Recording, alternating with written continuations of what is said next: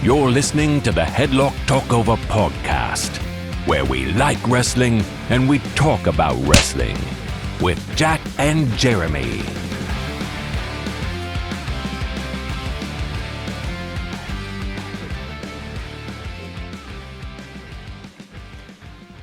Hello and welcome to the Headlock Talkover podcast, a podcast where we like wrestling and we talk about wrestling. I am Jeremy, joined as always by Jack. How are you, my man? I'm alright. And we've got a little Teddy here as well. You want to say hello? Good chat. He watched SummerSlam with me this morning, so we're going to talk about it, aren't we? Yeah, we are. Welcome to this episode. We will be talking over WCW Uncensored 1996, which contained the Doomsday Cage Match, William Regal versus Fit Finlay, and Medusa versus a man. Yep. Insanity. Ridiculous. Yeah. Look forward to that. Shall we do a SummerSlam recap? Go on, then. Well, before that, is there anything you want to discuss outside of the WWE this week? Not really. Because I think it's SummerSlam. There's only one thing I want to discuss. So next episode, we're going to be doing our all-in predictions. Did you see what Danielson said on Dynamite? No. If he doesn't beat Swerve, he's done. Right, okay. Interesting. Well, it's been a hell of a run. I'll be pissed off if he retires in London, and we weren't there. Yeah, yeah. Yeah, I'll be very pissed off because I'm in an hour and about going, and when we're not going this year, so let's hope it doesn't come to that. You think Danielson's going to retire? Cool. I'll take that as a yes. So Ted had more important places to be. We're going to have to just carry on with that. Maybe he had to talk to Pharaoh. Maybe.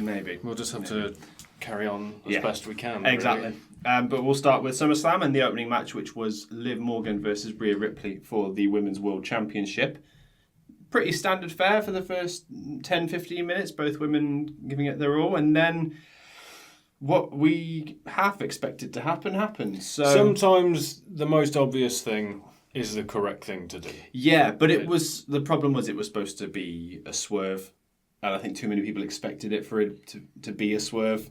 Yeah, I see what you mean. Yeah. But essentially, Rhea Ripley, as a revenge tactic, grabbed a chair and went to hit Liv. Dom stopped her and then went, you can't win the title like this. That's not how we do this in the Judgment Day. Well, he said you can't win the title like that. Yeah, exactly. And the match carried on for a little bit. And then he got up on the apron to say something. He distracted to Rhea, the ref. He threw the chair into the ring, Yep. but overshot it. Yep. So Liv could hit the Oblivion, which is still a crap move. While distracting the ref. Yes. Mind you, because obviously Oblivion on the chair would have got Liv disqualified and Liv retained the title. And then Dom kissed Liv. Like, full on mouth kiss. When was the last time you saw one of those with characters and not an actual husband and wife in the WWE? Yeah. It's been a while since we've seen that, if memory serves. Yeah, I'm trying to think. It had Edge Lita written all over it. Yeah. But like Brian and AJ maybe? That's the last thing I can remember that was anything like that. But hey, maybe there's something we're forgetting. But big swerve. I thought it was a bit stupid purely because Dom could have just let Rhea get disqualified. And it's the same result. Unless Dom really just wanted to humiliate Rhea. Yeah, by making it actually lose. Yeah.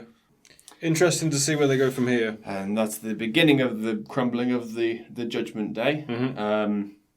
I don't know where everybody goes from here, but we'll wait and see what happens. Following that, we had Sami Zayn versus Bron Breakker. There was a segment with the Judgment Day in between. I don't know if you saw it. Oh, I didn't see this.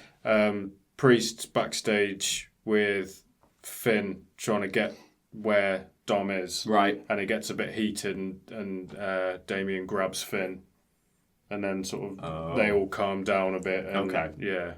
Which will obviously play into things later. Yes, it will. Second match on the card was Sami Zayn versus Bron Breakker for the Intercontinental Championship. Kind of the same stuff they did in their previous match at Money in the Bank. There was a bit of a botch where I think did Zayn go for a blue Thunderbomb and Bron rolled off the back, but he kind of undershot it. He just didn't turn enough. He didn't hurt himself. He wasn't in any danger. Yeah, it looked like he was supposed to land on his feet, but sort of under-rotating because he's such a freak. Yeah. He just landed and was fine. Don't say freak. He's a Steiner. Steiners are in the crowd. I know. Scott was. I didn't. Rick was on the other side. Oh, was he? Yeah, they were sat together, which was weird. That is strange. I did see Scott along with X-Pac, Kevin Nash, DDP. Yeah. And that was it, I think. Yeah, Rick was on the other side. Yeah, I didn't see him on the other side. Weird. But no, in the end, Bron did his sort of 28-mile-an-hour spear. Is that what they call it? I don't know. That's just how they described it on commentary. I don't know what the official term for that spear is. But fast. The fast spear. A lot of spears on this pay-per-view. There are a lot of spears on this pay-per-view. We'll get to that. We will. We'll get to that. And Bron Breakker is your new Intercontinental Champion. Again, fairly obvious result, but Bron looks amazing doing it. Where does he go from here, then? Like, who are the challengers he's likely to face? Dragunov's an obvious one. Mm-hmm. Who else, though? Carmelo? No, Carmelo's on SmackDown, so it wouldn't be Carmelo, actually. Who would it be? Well, we'll see. Third of all was Logan Paul versus LA Knight for the United States Championship. A lot of Attitude Era shenanigans going into this feud, really, wasn't there? Yeah. Did you see LA Knight's botch? He couldn't break the... He couldn't break the window of the Prime truck. It broke the second time, which was fortunate, because as soon as he did it and it bounced off, I was like, oh no. And then the second time was fine. Luckily, he's smart enough to just do it once and then stop. Yeah. Because I thought he was going to go around and smash all the windows. Oh, yeah, but he might have just thought, okay, that one was harder than we thought. I'm just glad he did it with a pipe, because he might have bloody Goldberged himself. And that would have been nasty. Even though I'm pretty sure those windows were plastic. If you look at the way it bounced, I'm pretty sure it was a plastic sheet. It's like trying to break the pod of an elimination chamber. I was going to say, like an elimination pod. But no, standard fare again. Logan put on a fantastic showing, as we know he can. Mm-hmm. Brought out a load of his friends with him, including known rapper Machine Gun Kelly. That's one of the few members of Logan Paul's entourage that I've heard of. They also happen to be both from Cleveland, both Logan and Kelly. Right, okay. So that kind of helped. He was getting booed as well, Logan, in his hometown. Yeah, we said in the last episode we weren't sure how it was going to go. With Logan. He did that twisting moonsault to the outside. outside. He did. That was and the really crowd cool. was still chanting, "You still suck." Yeah. Amazing. I think I won't delve into it, but recent events have soured Logan's opinion with a lot of people, so that probably played a factor. But, yeah, I think that, yeah. In the end, there was some spots with the brass knucks. This was the one with the scary botch. But I think they kind of pulled it off. It's when Knight jumped up on the turnbuckle to do the superplex. Yeah. But I don't think he quite got the rotation, and Logan came down at a really horrible angle. It looked like a brainbuster, and I think that's on Logan, actually. If you look, because I saw the replay at the time, he just tucks his legs. I mean, we're not wrestlers, Nope. so I don't understand how it works. But a superplex looks like it's on the person that's taking it to get the rotation. Because all you got to do is fall backwards. But I think you're right. He did tuck his legs and stopped. I think Logan was scared of over-rotating and tucked his legs so that he would at least land on his back. But I mean, he did, but it was more sort of upper it back, was the shoulders. blades. It was pretty scary. That was a brainbuster. It wasn't a suplex. But no, that was fine. Luckily, they're okay. And LA Knight just pulls a BFT out of nowhere and wins the United States Championship. His first official belt, because he won the $1 Million Championship for like a day. Oh my God. Back in NXT. But that's his first proper championship in the WWE. And it's over a year overdue. Yeah. He's nowhere near as hot as he was, but he's still over. Mm-hmm, of course. And I'm curious to see where they go from here. I think he might have the Cody problem, where because it's been so long and he's still white hot, I don't know how the momentum passes, particularly with him being a face. Did you also see the weird heat he got during the press conference afterwards? No. It was really strange. I don't know why, but the reporters there turned on him slightly. Oh. A reporter was asking a question, and they accidentally said, they went to say LA Knight instead of Logan Paul when they were talking about the match, and he just goes, "Oh, you Carmelo Hayes," and the crowd and the guys in the crowd are like, "Oh," it's like, "What? What? Did he not say something wrong?" Yeah. Very strange.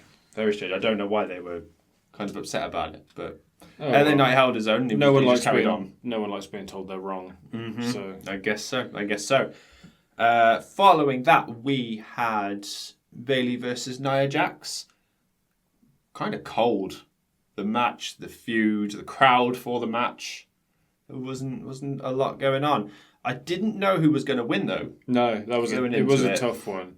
And for a second, I really thought Bayley had pulled it out, particularly when she pulled out the elbow drop from the top, and she was, I think she was trying to line up the Rosebud because it's the only finisher that I think she could have feasibly hit. Although she did hit powerbomb on Nia. The only thing that made me almost positive think that it was going to be Nia was I think I said Bayley during our predictions, but.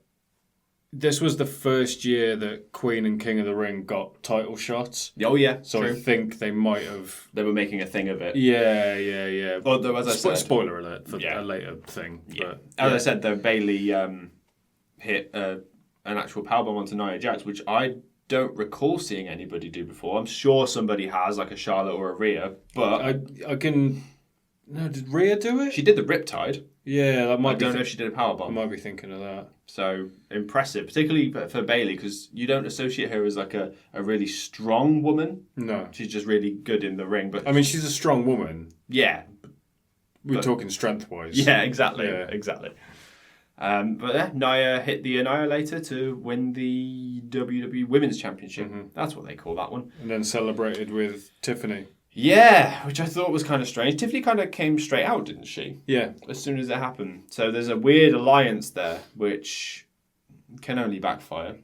Well, Nia's calling her princess to the queen, which is it's perfect, really. It's so good. I mean, who better than Tiffany to be a princess? Exactly. Although I think Tiffany's going to be the one to turn face when she cashes in, I'm sure. Because I don't see Nia losing it anytime soon. I think I said this during our predictions. She could hold that thing till Mania now. Yeah.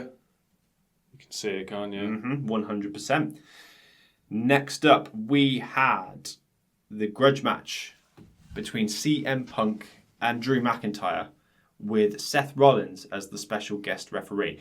And when we recorded our predictions for this episode, this wasn't there. So we haven't really discussed what was going on with this. And...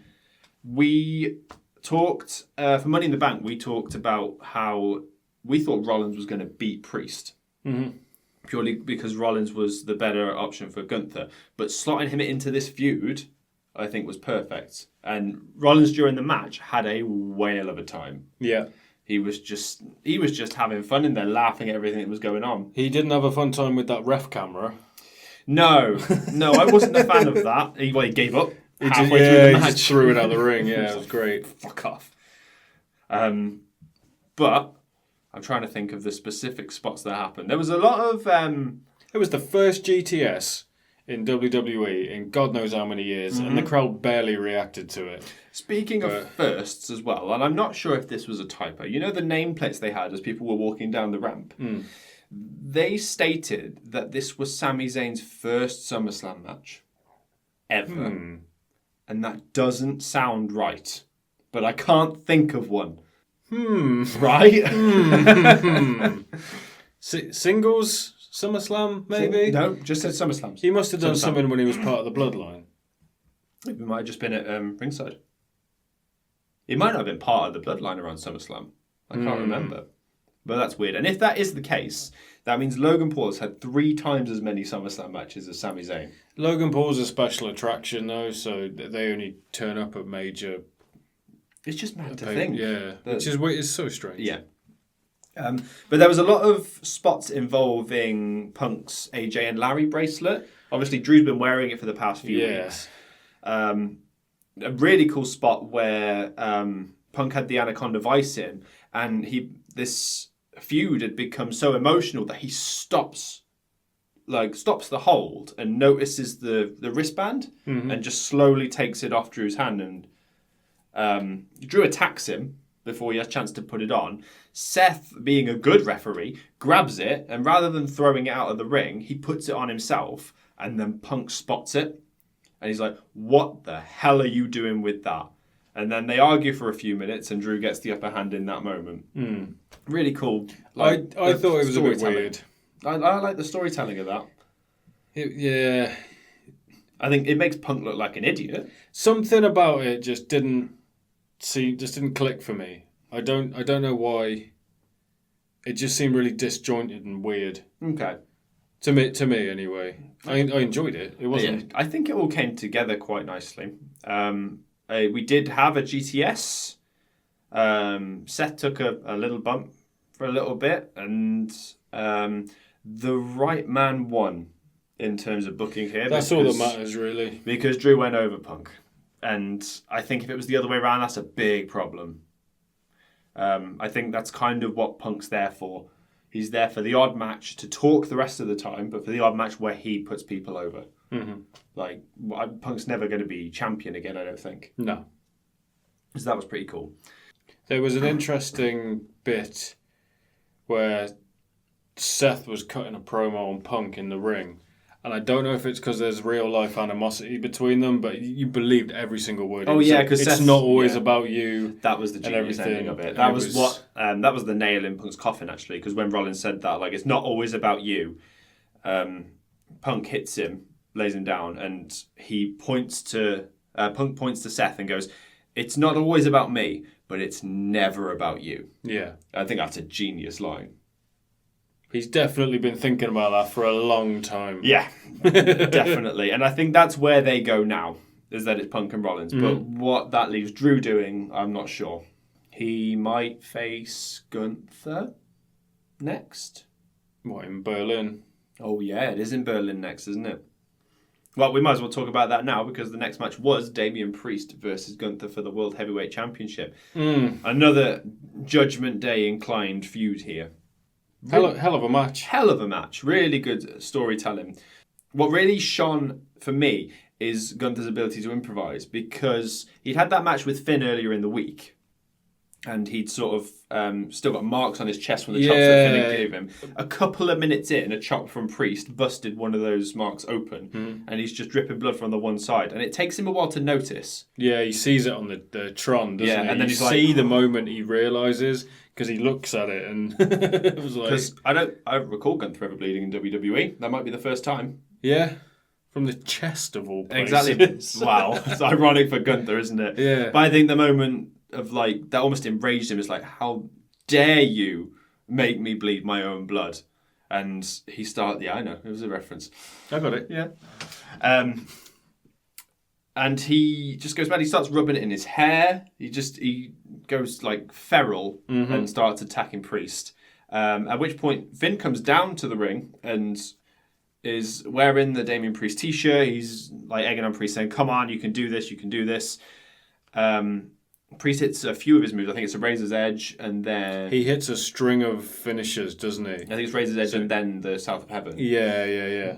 They mess it up a little bit. Did you notice that? After I think it was the South of Heaven before the pin attempt, Priest rolls Gunther towards the ropes, which was very unfortunate. I mean, I don't know who's at fault there, because Gunther could have rolled because it's a thing you do, isn't it? You roll out the ring, but Priest like pushes him. Yeah, he literally rolls him a little bit. It was a bit very, very strange. But during that pin attempt, rather than Gunther putting his own leg on the rope, Finn grabs Gunther's leg and puts it on the rope. Like a ninja as well. Yeah. Not like pulled it under the rope, but he went whoop. Yeah. It was amazing. On the rope you go. And the crowd lose it. Absolutely lose it. And Priest doesn't quite know what's happened, because he believes that Gunther's put his rope on the ring. And I think they show a replay up on the Titantron, and Priest spots it. And at that point, all bets are off. He's focusing on Finn. He doesn't care about the title at this point. And it goes to show, because Gunther gets the better of him and wins the World Heavyweight Championship. So, how long is he holding that for? A long time. Mania? 2 SummerSlams at least. Mania 42, 43? Maybe. Yeah, we'll see. Be a long, long time. I mean, well deserved for Gunther. It's long overdue. Kind of tainted a bit by the whole Judgment Day thing. I think the storyline helped with the storytelling of the match, though. I think if it was just a standard match, there's less investment. Maybe it gets Priest away from the world title picture, like, straight away. Yeah, because he's got that ready-made feud with Finn now. Wow. How is this going to work with the entirety of the Judgment Day? Are Priest and Rhea going to team up and face, like, Dom and Liv? How do Finn and JD factor into that? Do they just go off and join the tag team division? Where does that leave Carlito? A lot of questions with the Judgment Day that need to be answered, and hopefully they answer them on the Raw coming up. I must admit, when Finn came out, I was fairly sure we were going to get Ludwig coming out. Yeah, I had a feeling. But then again, he might come back in Berlin. What injury does he have again? Not sure. Because I was thinking, why didn't he accompany Gunther to the ring anyway and announce him? Big return in Berlin, maybe? I think that's probably the right call. I mean, he is German. Yeah, exactly. He's the only German member of Imperium. The first German person to ever enter a Royal Rumble. Oh, yeah. That's a mad stat, that is. Insanity. And that leaves us with one match, which is the undisputed WWE Championship match between Cody Rhodes and Solo Sikoa. It's melded in there. It's changed so many times. It's a mess. Cody Rhodes versus Solo Sikoa. Solo had a pretty standard entrance by his standards. It was. Cody did not. He was hugging and kissing and all sorts. It was probably 10 minutes long. Longer than a Roman entrance or an Undertaker entrance. Because they start with him backstage getting ready. He grabs his dog Pharaoh, walks him through the backstage, runs into Arn Anderson. Yeah. I didn't know he had any affiliation with WWE. I thought he was still affiliated with AEW. He got released a while ago. Well, there you go. People have been waiting for that reunion. Yep. They cut like a half promo between them where Arn says, "You've still got friends backstage. I've pulled some strings and they're on their way," which makes you wonder who it might be. Mm-hmm. And there's plenty of options because Cody's got lots of friends. And walks a bit longer. Just gives Pharaoh back to another person in backstage. Yeah, just to some security guard. Yeah. You have my dog now. Yeah. Who would use dogs for personal gain? Scumbags. Anyway. Oh, shit, I didn't even think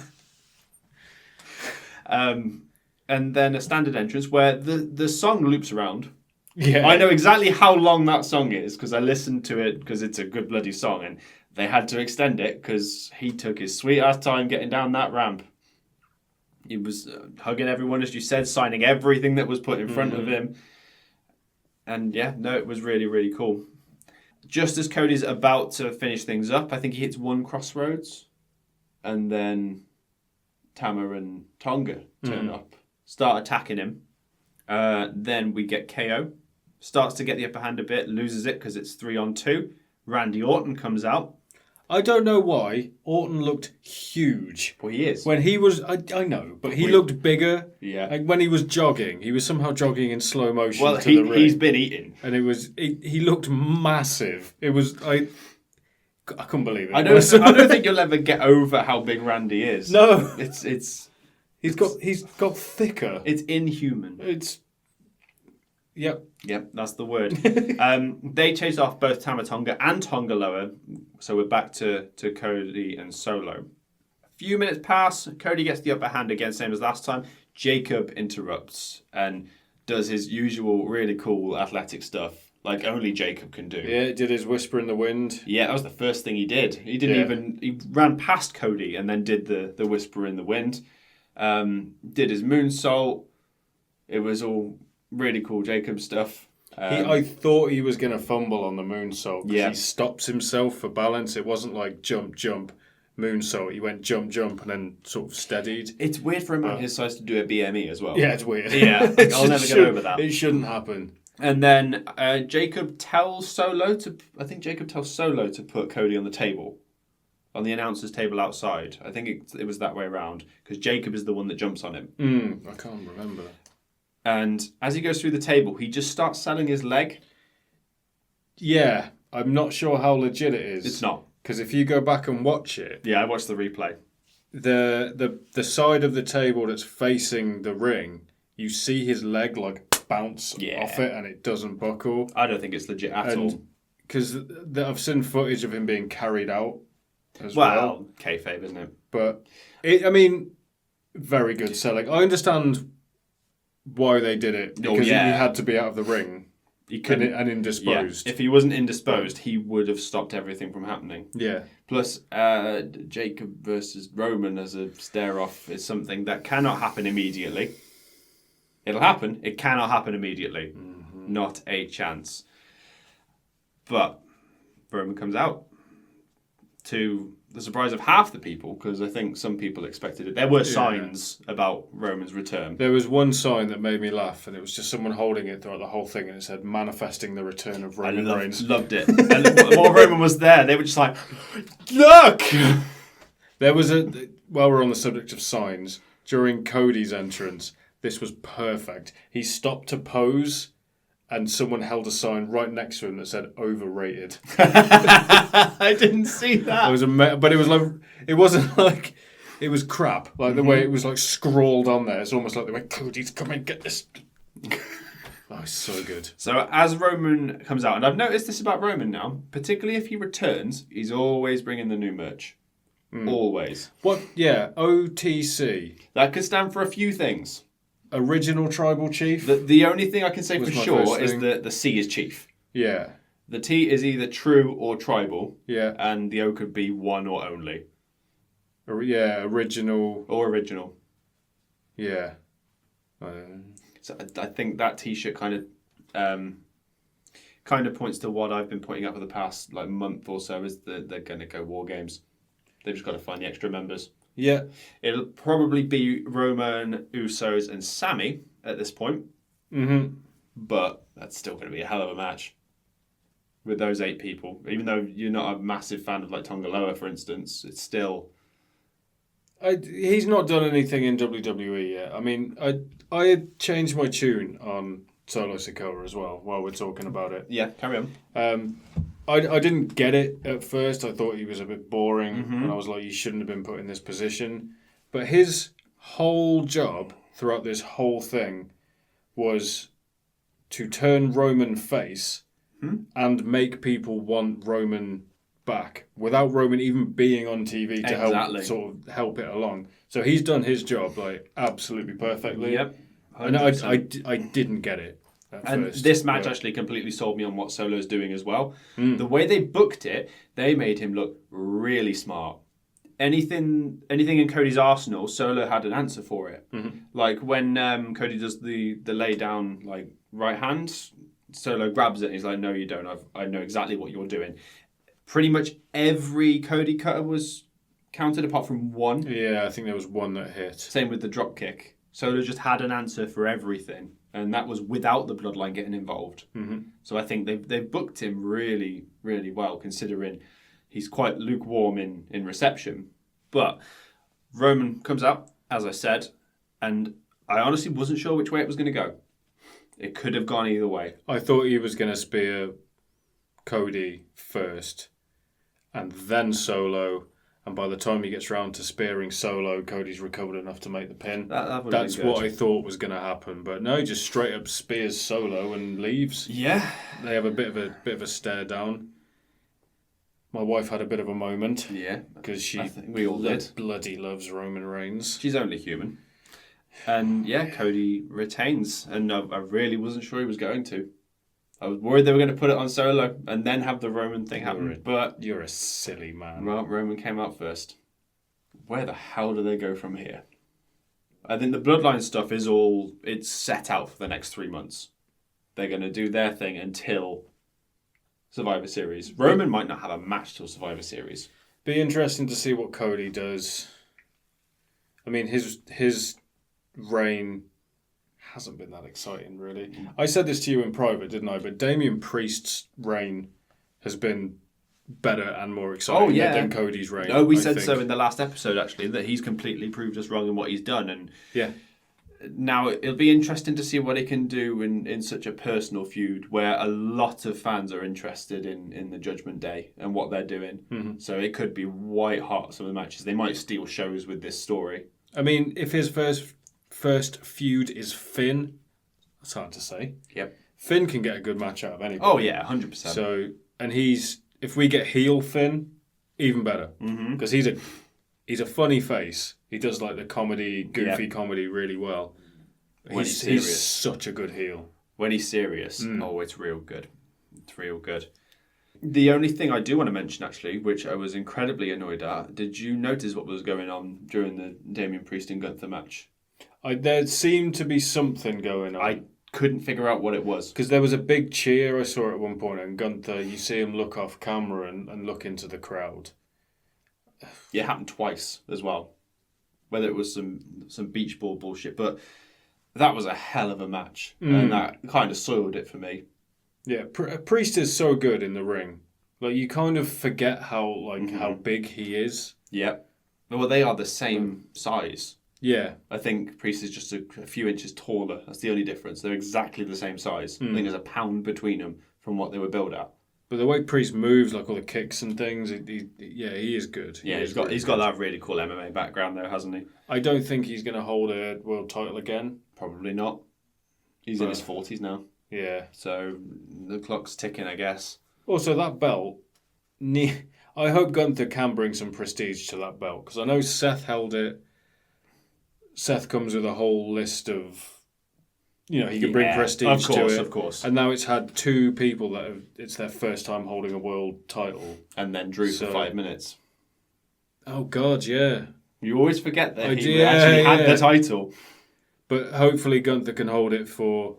How long did he hold the UK title for? 800 odd days. But that was COVID as well, wasn't it? Yeah. But the Intercontinental Championship he held for 666 days. And they said so during the pay-per-view. Hopefully he beats that. I can't be confident that he's going to beat that. But with the next match being in Berlin, it's going to be fucking good, whatever it is. Who's he face? Dragunov, I reckon. Yeah. He'd be the right person, but it'd be weird for Dragunov. They've got to build him in like 4 weeks, and he's not at that level at the moment. Drew would be a good option. He might also be the Survivor Series opponent. Drew can't lose another world title match. No, yeah, good point. No. Unless they do the classic Survivor Series thing, they could have him face Cody. But that's a hell of a booking difficulty. Who'd you have lose that? Cody. Yeah, I think. But still. Because they have history, don't they? Yeah, because of the Rumble. But that's all I wanted to talk about. Have you got anything else before we jump into the episode? Britt Baker. Oh, yeah. Go on. She's been suspended. She has. I don't quite know why. I've looked briefly into it, and she was saying stuff about MJF's girlfriend in the locker room. Okay. I think, and either MJF's girlfriend was there or it got back to her, but they've suspended her because of it. When I saw the headline, Britt Baker suspended, I was like, oh my God, it's happened. It's actually happened. You've been trying to manifest something between her and Mercedes Moné, that's why. They're going to fall out, and I can tell. But I'm still confused. How can you suspend someone just for saying something? Particularly in a wrestling locker room. We know what wrestling locker rooms have been like in the past, so...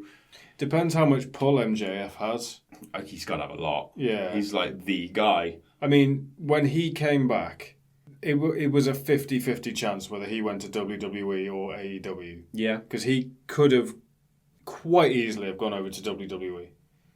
And he would have been probably one of the hottest signings WWE have had for a long time. More than likely, yeah. Like, we've got your... your talisman, yeah, we've got your main guy here. So he must have some pull to have done that. Oh, yeah. But I'm just worried it might go down the route of like the WCW creative control bullshit. It's happening. It is happening. You see what Goldberg said about Tony Khan as well? I saw some of the interview he did, but I don't remember him saying anything about Tony Khan. He's a male Dixie Carter. Oh, God. It's not far off. At the moment, it's not far off, but we'll see where it goes. Right, yeah, I got nothing else. Have you got nothing else? I got nothing else. Okay, in that case, let's jump straight into WCW Uncensored 1996. Thank you very much for watching or listening so far. If you can consider giving us a like, a comment, or a subscribe, or a follow, depending on where you are, every little helps us. Enjoy WCW Uncensored 1996. Bye.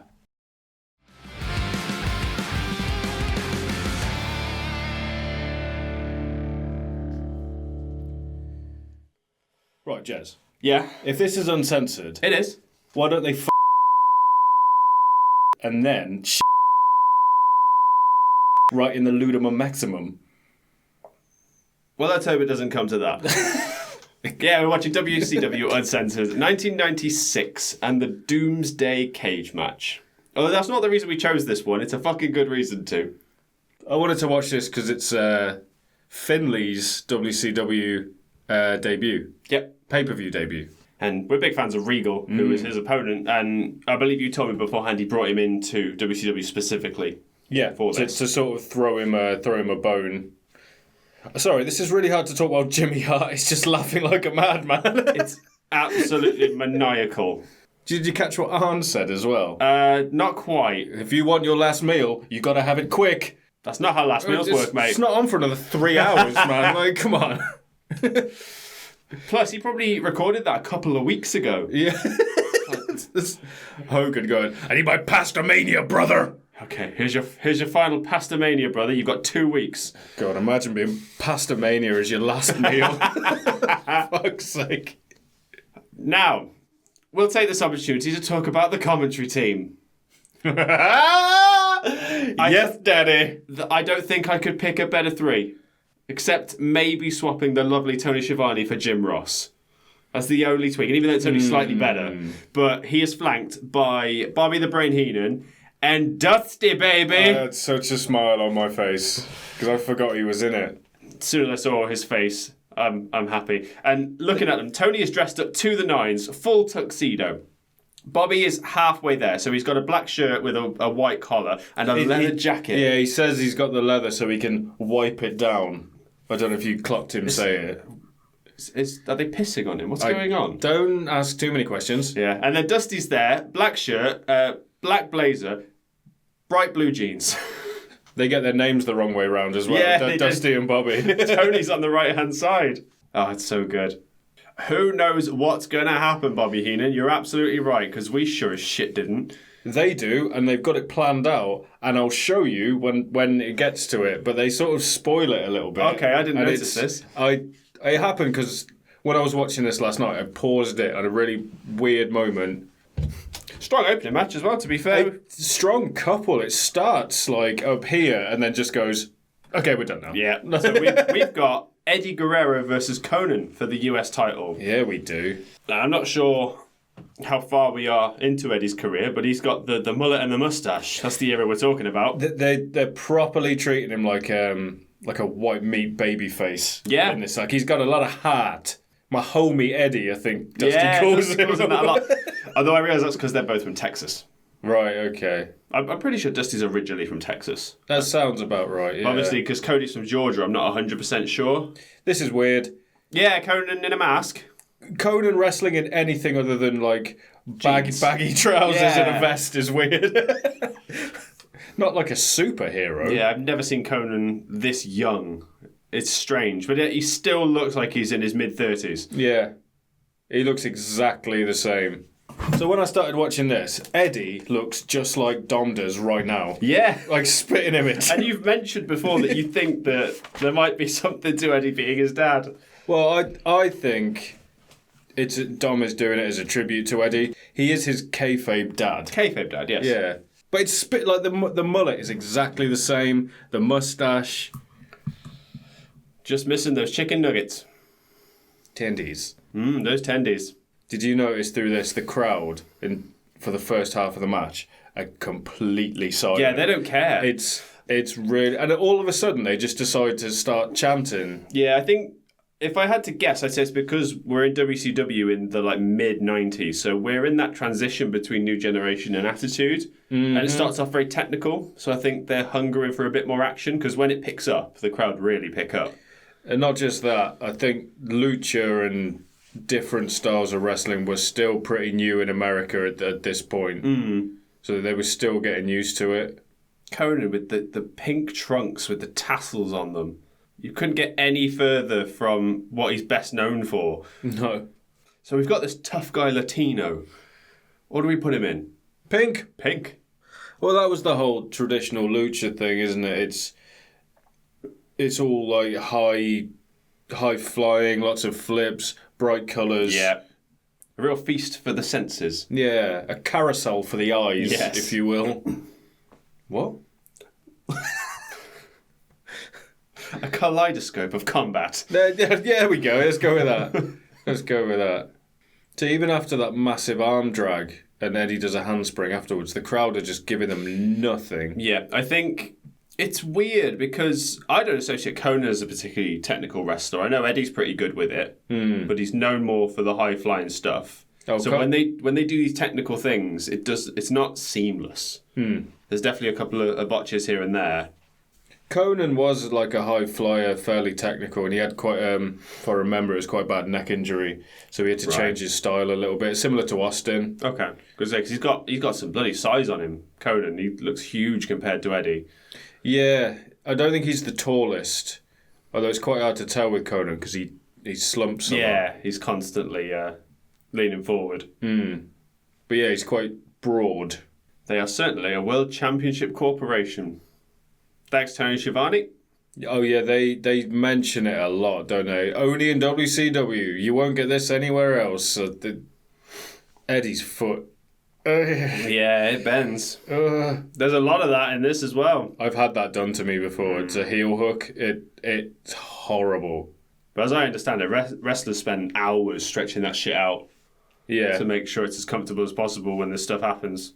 I would imagine that there's just enough pain on it so that selling's a little bit easier. I imagine there's hidden cues as well. Yeah. To say, okay, that's a bit too much. I've always wondered what it means, and I've never looked into it, when wrestlers slap themselves. I don't know if that's just a tick that they have, maybe. Possibly. No. Or if it's a loosen up a little bit. Yeah, that's what I was thinking. It might be just loosening the muscles, because it's the pecs and the biceps that get it. Yeah. And the thighs. You get the... Yeah, I don't know. See, the crowd all of a sudden now will just start waking up. I think it's because it's just move after move after move. There's no break. Yeah. Added some stakes by slapping each other as well. I think it's the tension they might like between them then. Possibly. Because they're friends as well. Yeah. They're coming out and just having a good match, and the crowd are like, no, we don't give a shit about that. He's like, oh, now I hate him. Oh, you hate him now? Kick his ass! See, and then they just start chanting. I can only assume that's because Conan did the first slap. Yeah. They start mixing it up. I think there's a couple of Conan. There we go, look. Split crowd. But Conan's the known name of the two of them at this point, right? He is the champion. Oh, yeah, I was going to say, he's the US champ, isn't it? Yeah. Yeah. The only championship match on the card as well, they're quick to point out. No more championship matches on this card. Oh, yeah. The street fight between Road Warriors and I think there's some... It's an opportunity for a title shot, if I remember. Well, I'm trying to remember which way around it is. I think Sting and Lex Luger are currently the tag team champions. Yeah. So Sting and Booker T sort of have this truce to take down the Road Warriors, and then I think Harlem Heat get an opportunity. That's I it, think. yeah. But Luger's on the card, so I don't... It must be... it's very odd. It's very You'll weird. have to forgive me. I've forgotten who Booker T's partner was in Stevie Harlem Ray? Heat. Yep, Stevie Ray. I think he's injured. That's his brother. Right. Yeah, I think his actual brother.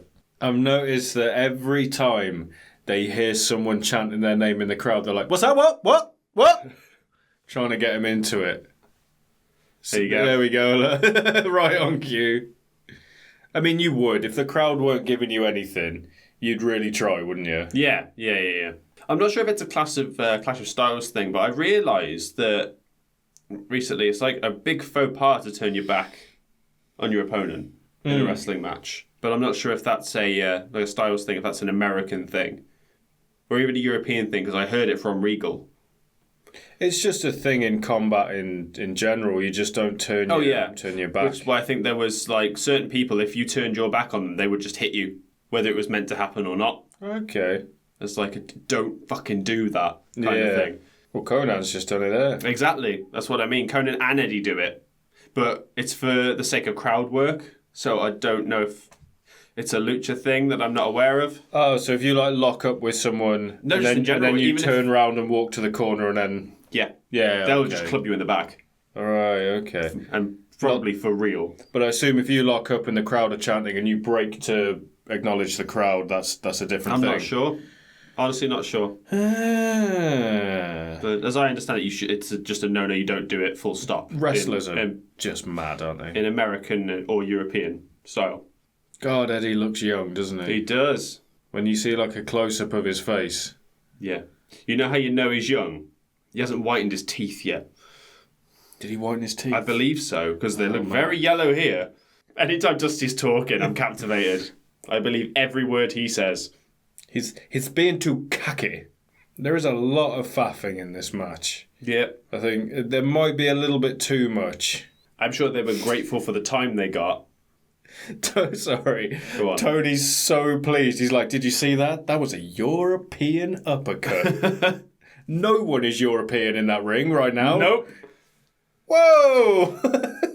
that might be the best, like, monkey flip counter I've ever seen. He does a front flip in slow motion and lands, like, seamlessly. It's nothing like Adam Copeland's one, is it? Do you remember that one? I can't remember if he did it in WWE or AEW, but there's a monkey flip where he just doesn't move on the way round, so he's just like that the whole way round and lands on his feet. There used to be a wrestler, and I cannot remember their name, and they were either wrestling in Chikara or PWG. Okay. And their sort of gimmick was they were always amazed at their own athleticism. Okay. And he did something similar, where he did like a monkey flip, landed on his feet and goes, huh?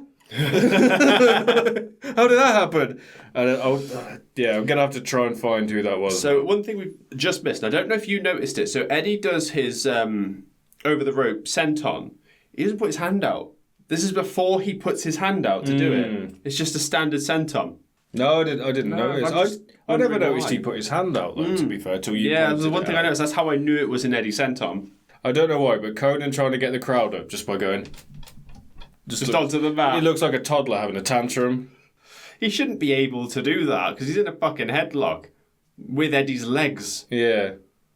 See, they're wrestling how they did at the start of the match, and the crowd have completely died again. Yeah. It's so bizarre. Yeah, I'm sure they picked up that's not the style they should be doing to get this crowd on board. That's why you go straight to a suplex. Yeah. And some rolling pins. Yeah, that'll do it. Yeah. We want loud moves and false finishes. We're ahead of our time. Yeah, when they're wrestling, it's really good, but it never really seems to get going, does it? No. It's really strange. It's a really strange opening match. And it's hard to... The factor that's the most contributing to it. Because I don't think it's Eddie or Conan. I don't think it's the crowd. It's just the way it's put together, I think. Yeah, it must be. Oh, the angle that Guerrero lands. Ooh. Right on his shoulder blades, I think.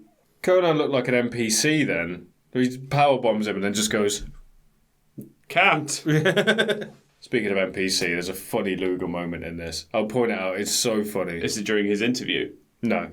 It's during one of the matches where he's like working out backstage. Okay. And they like wrestle past him and he's still going... Oh, I think I saw him, yeah. It's really stupid. This was weird as well. Which part? This bit. That suicide dive looked amazing and shit. It's because Conan literally stopped dead as soon as he hit Eddie. Yeah, he on the way out. Pushes him. Yeah, a lot of wrestlers do that. I think you don't normally see it from that angle. That might be why. Yeah, the camera might have not done that any favours. Yeah, so Eddie uses his strength to, I think, stop Conan and then just lets himself fall back. This superplex looked gnarly as well. It's like they almost didn't do it, but did. It's because there was no height on it. I think Eddie was actually pulling him rather than Conan jumping. The commentators don't really know the names of the moves. No, not quite. Hurricane Rana, and they're like staples in modern wrestling now. And they're all amazed when they see them. Well, we said this during the Royal Rumble 1990 episode, is that they called a sharpshooter a reverse figure four. Yeah. It feels utterly bizarre 30-odd years later. Weird ending as well. It is a really weird ending. So Eddie goes to do a Luthez press to Conan and accidentally hits his nuts on Conan's head. And Conan gets the win from that. And Eddie gets mad about it. When Conan did nothing but fall over. They try and play it off as if, it might have been deliberate on Conan's part. How would you do that deliberately, though? Exactly. Yeah, it's a complete accident, and Eddie's just got the wrong end of the stick. Yeah, unless it's to further a story between the two. That is possible. Also, they go mad about the low blow in this match. There's plenty of low blows. Oh, yeah. Throughout this whole loads. thing. We've talked about this before with WCW, and we thought we'd nailed it down with the new WCW rules that came in. It was the New Blood timeline, wasn't it? Around 2000. The relaxed rules. Yeah, but they don't give a shit now. 4 years before that. Well, I don't know if it's because this is uncensored, because Bobby says it a lot. This is uncensored. Anything can happen, so I don't know if this is like... Yeah, but you still got rope sort of- breaks and 5 counts for disqualification, so it just... Yeah, the next match ends in a DQ. It just seems a bit backwards. Yeah, it's really weird, isn't it? Oh, well.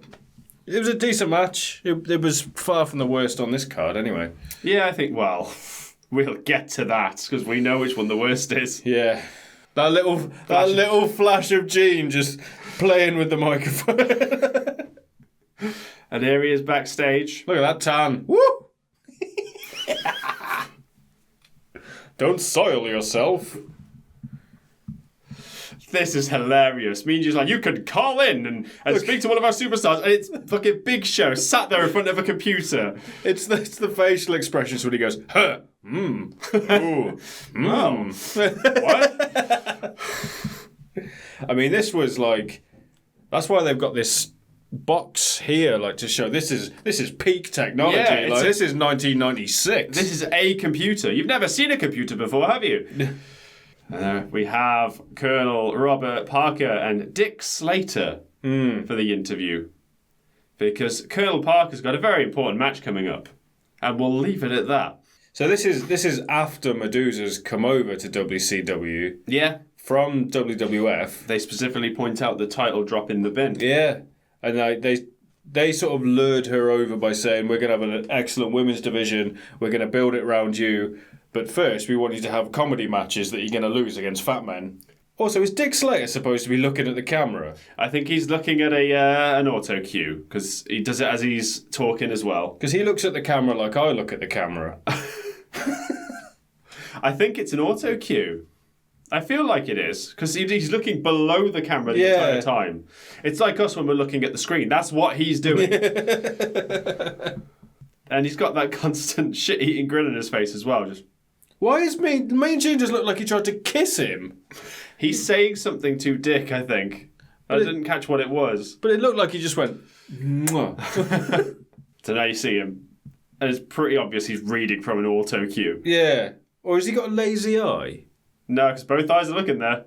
He's looking all over the place, isn't he? He's got no idea where to look. What was he looking for on the teleprompter? Like, walk off. Okay. Maybe it had the whole script. Yeah, maybe. So you just know when to walk off. Well, surely, like, if you just read your last line and go, right, that's it, cool. I can pick everything else up. It's fine. Right. The reason we had this pay-per-view to begin with. Lord Steven Regal, along with Jeeves. Or as Dusty calls him, Chavs. Chavs. Javs? Chavs. Yeah. Jeeves, I think he calls him as well. I think Bobby joins in calling him Chives. Chavs. Chives, there it is. And then corrects him afterwards. It is going to be a lot of fisticuffs. That's right, Dusty. Did you notice they used the word Donnybrook? No. So at some point in the match, they go, this is a real Donnybrook. Oh, amazing. So Finlay had come straight from Germany at this point. Okay. That's why, Germany in the 90s. Leather. He was very trendy in there with the The spiked leather jacket with that's a standard American football shoulder pad on the one shoulder. Look at that. Absolutely whiffs Jeeves right in the face, and Jeeves just no-sells it. He's like, right, I'm off. Walks I can't believe this. I'm not dealing with this. I'm bloody going backstage now. I've got the hors d'oeuvres to prepare. So this match it was something else. Stiff It's is really an understatement. stiff. And up until this point, no one had seen this side of Regal. Yeah. All Regal's gimmick was coming out and just being horrendously English. The hand and just, here the whole time. Just yeah, that's it. Mocking the crowd. stiff upper lip, Pulling, all that. pulling silly faces and... Yeah, and he sells his ass off for Finlay as well. Like, this is why Regal, I think, is one of the best ever. Severely underrated. Like, I don't think... If you were like an aspiring wrestler, I don't think you would... You could watch any Regal match and it wouldn't be a waste of your time. 100%. You would learn something new. And you and I listened to the 1 year stretch of podcasts he did while he was with AEW as well. And that taught us a lot on the industry, on wrestling in general. So I'd highly recommend that. I mean, I've got his book literally just there. It's just down there. That I still need to read. That's signed to someone called Mary. Yep. Sorry, Mary, if you do end up watching this, but I've got your book. You're not getting it back. Yeah, I think your ex-husband sold it to me. I thought it was quite weird seeing Finlay with that hair because I'm really just not used to it. I'm assuming he had that a lot. So it's just short on the top and then just a long mullet down the back. That was the latest look in Germany in 1996. Doesn't surprise me. But it's grey. It's like peppered with like grey hair. It's so bizarre, isn't it? But yeah, this match starts like a million miles an hour and then drops down to like, you bloody swines. Yeah, it slows down to a crawl. But they need to have a break if they're going to be beating the shit out of each other. But anytime they have the break, it's still like rough. It's like two siblings bullying each other. Yeah, it's all like rubbing their forearms and knuckles and stuff in their face, and every rest hold there's just some like you just grazing your arm bone against their nose. It's all just horrible. It's gruesome, horrible stuff. So I did jiu-jitsu for a little bit, and it's a common thing in that. Like you just put your hand in someone's face and just mush it, and you just don't let up on your opponent. Do you? That's it. Like horrible things, like just run your knuckles into like fucking people, like their ribs and stuff, and it's just it's little things like that. But this, I can't imagine what it must have been like for an American audience watching Regal all of a sudden go, oh my God, he might be the hardest man on the planet. So he was always the Belfast Bruiser up to this point, right? No. Pretty much. No, he only went by the Belfast Bruiser in WCW. Okay, what was he known as before? Fit Finlay, Dave Finlay. Because I think this shows American ignorance. Belfast isn't in Ireland. It's in Northern Ireland. It's not. Dusty even says, that's 5 miles from London, Ireland. And then Bobby corrects him and goes, no, 7. What? Fuck off. It's a bit longer than that. Like I've flown to Ireland before, and admittedly I was there in half an hour. Well, we're closer to London than Ireland is. Yeah. We ain't getting there in 7 fucking minutes. Yeah, they point out here the Coda just went straight to the Spanish commentary table after his match. That's amazing. And they cut to him just sat there with the Spanish commentators. Regal throwing a drop kick. Yeah, that high up as well. Looks at the crowd and goes, that's a 3. But one thing Regal said that he learned off a lot of English wrestlers was pick one person in the crowd and just chastise them. That'll do it. And I think he's picked someone sort of on this side of the ring because he keeps looking and pointing at them. The hard cam side? No, the opposite side. Oh, okay. Oh, no, is it the hard cam side? Yeah, where the camera is. That side. Yeah, that's it, yeah. This is when they started pushing that big boys play line, wasn't it, for WCW? Pushing those adjectives. Well, this was before the Outsiders jumped, right? Not long before, but I think they did. I think it is, yeah. Because Hogan went away for a while before revealing himself as the third man, right? See, there he is talking again. I've got the bloody swine now. But that was his thing. You pick someone in the crowd, you completely chastise them, and then when you start getting your ass kicked, you roll to them. Yeah. And that's when they start getting into it. And they're like, you're getting what you deserve and blah, blah, blah. And classic Regal move, kneeling on the throat while going, what am I doing with the referee? So I imagine good. it's even better if that particular audience member is into it as well and gives it back. Yeah. I think I remember seeing a clip of Roman Reigns doing it. Roman's done it. Shawn was really good at it as well. Mm-hmm. It was the heckling side of things. Kevin Owens is good for it as well. Yeah, so the one I remember was Shawn Michaels, one of the audience members in the front row, goes, "Hey, Shawn, you're short." Just, well, if I was standing on my wall, then I'd be 10 feet tall. And then Roman, I think he had someone in a headlock, and someone from the crowd goes, "I loved you in Aquaman." Oh, I've seen and he just that, goes back, "Yeah, would have made more money if I was in it too." Yeah, I've seen that. He's not got anyone in a headlock. He stood on the ring apron. Yeah, and he turns around and just says it to him. Great. Love that quick thinking. He had so much personality, Roman. I don't know how it took him so long to figure that out. Wow, yeah, it was never his fault. I don't think he was just put in this weird box that didn't fit him. And look what's happening now. People are like actively clambering for him to come back. Well, I think the time off he spent when he was ill did him a lot of good because he got to alter his appearance a bit. I imagine he spent some time learning some shit. Like, it's why he's such a good actor now. He probably took classes and stuff to get good at it. Yeah. It shouldn't come to this really, but I think it helped when he announced he had leukemia and he was going away. Everyone kind of went, "Oh, that's actually a real person in there." Mm-hmm. Shit. Like, it helped sort of humanise him a little bit. Definitely. Because sometimes you do forget that they are just characters on TV doing a job. That is exactly what they are. You notice they start talking about, this is the first pay-per-view they're showing in Australia, and they start, here we go, look. They're watching it for the first time in Australia, and then they start talking in the same breath about the brutality of this match. And it got me thinking, Australia, brutality. Here's a depressing fact for you. Guess how old Rhea Ripley was when this first came out? I could guess. She was like 1. She was minus 6 months old. Jesus Christ.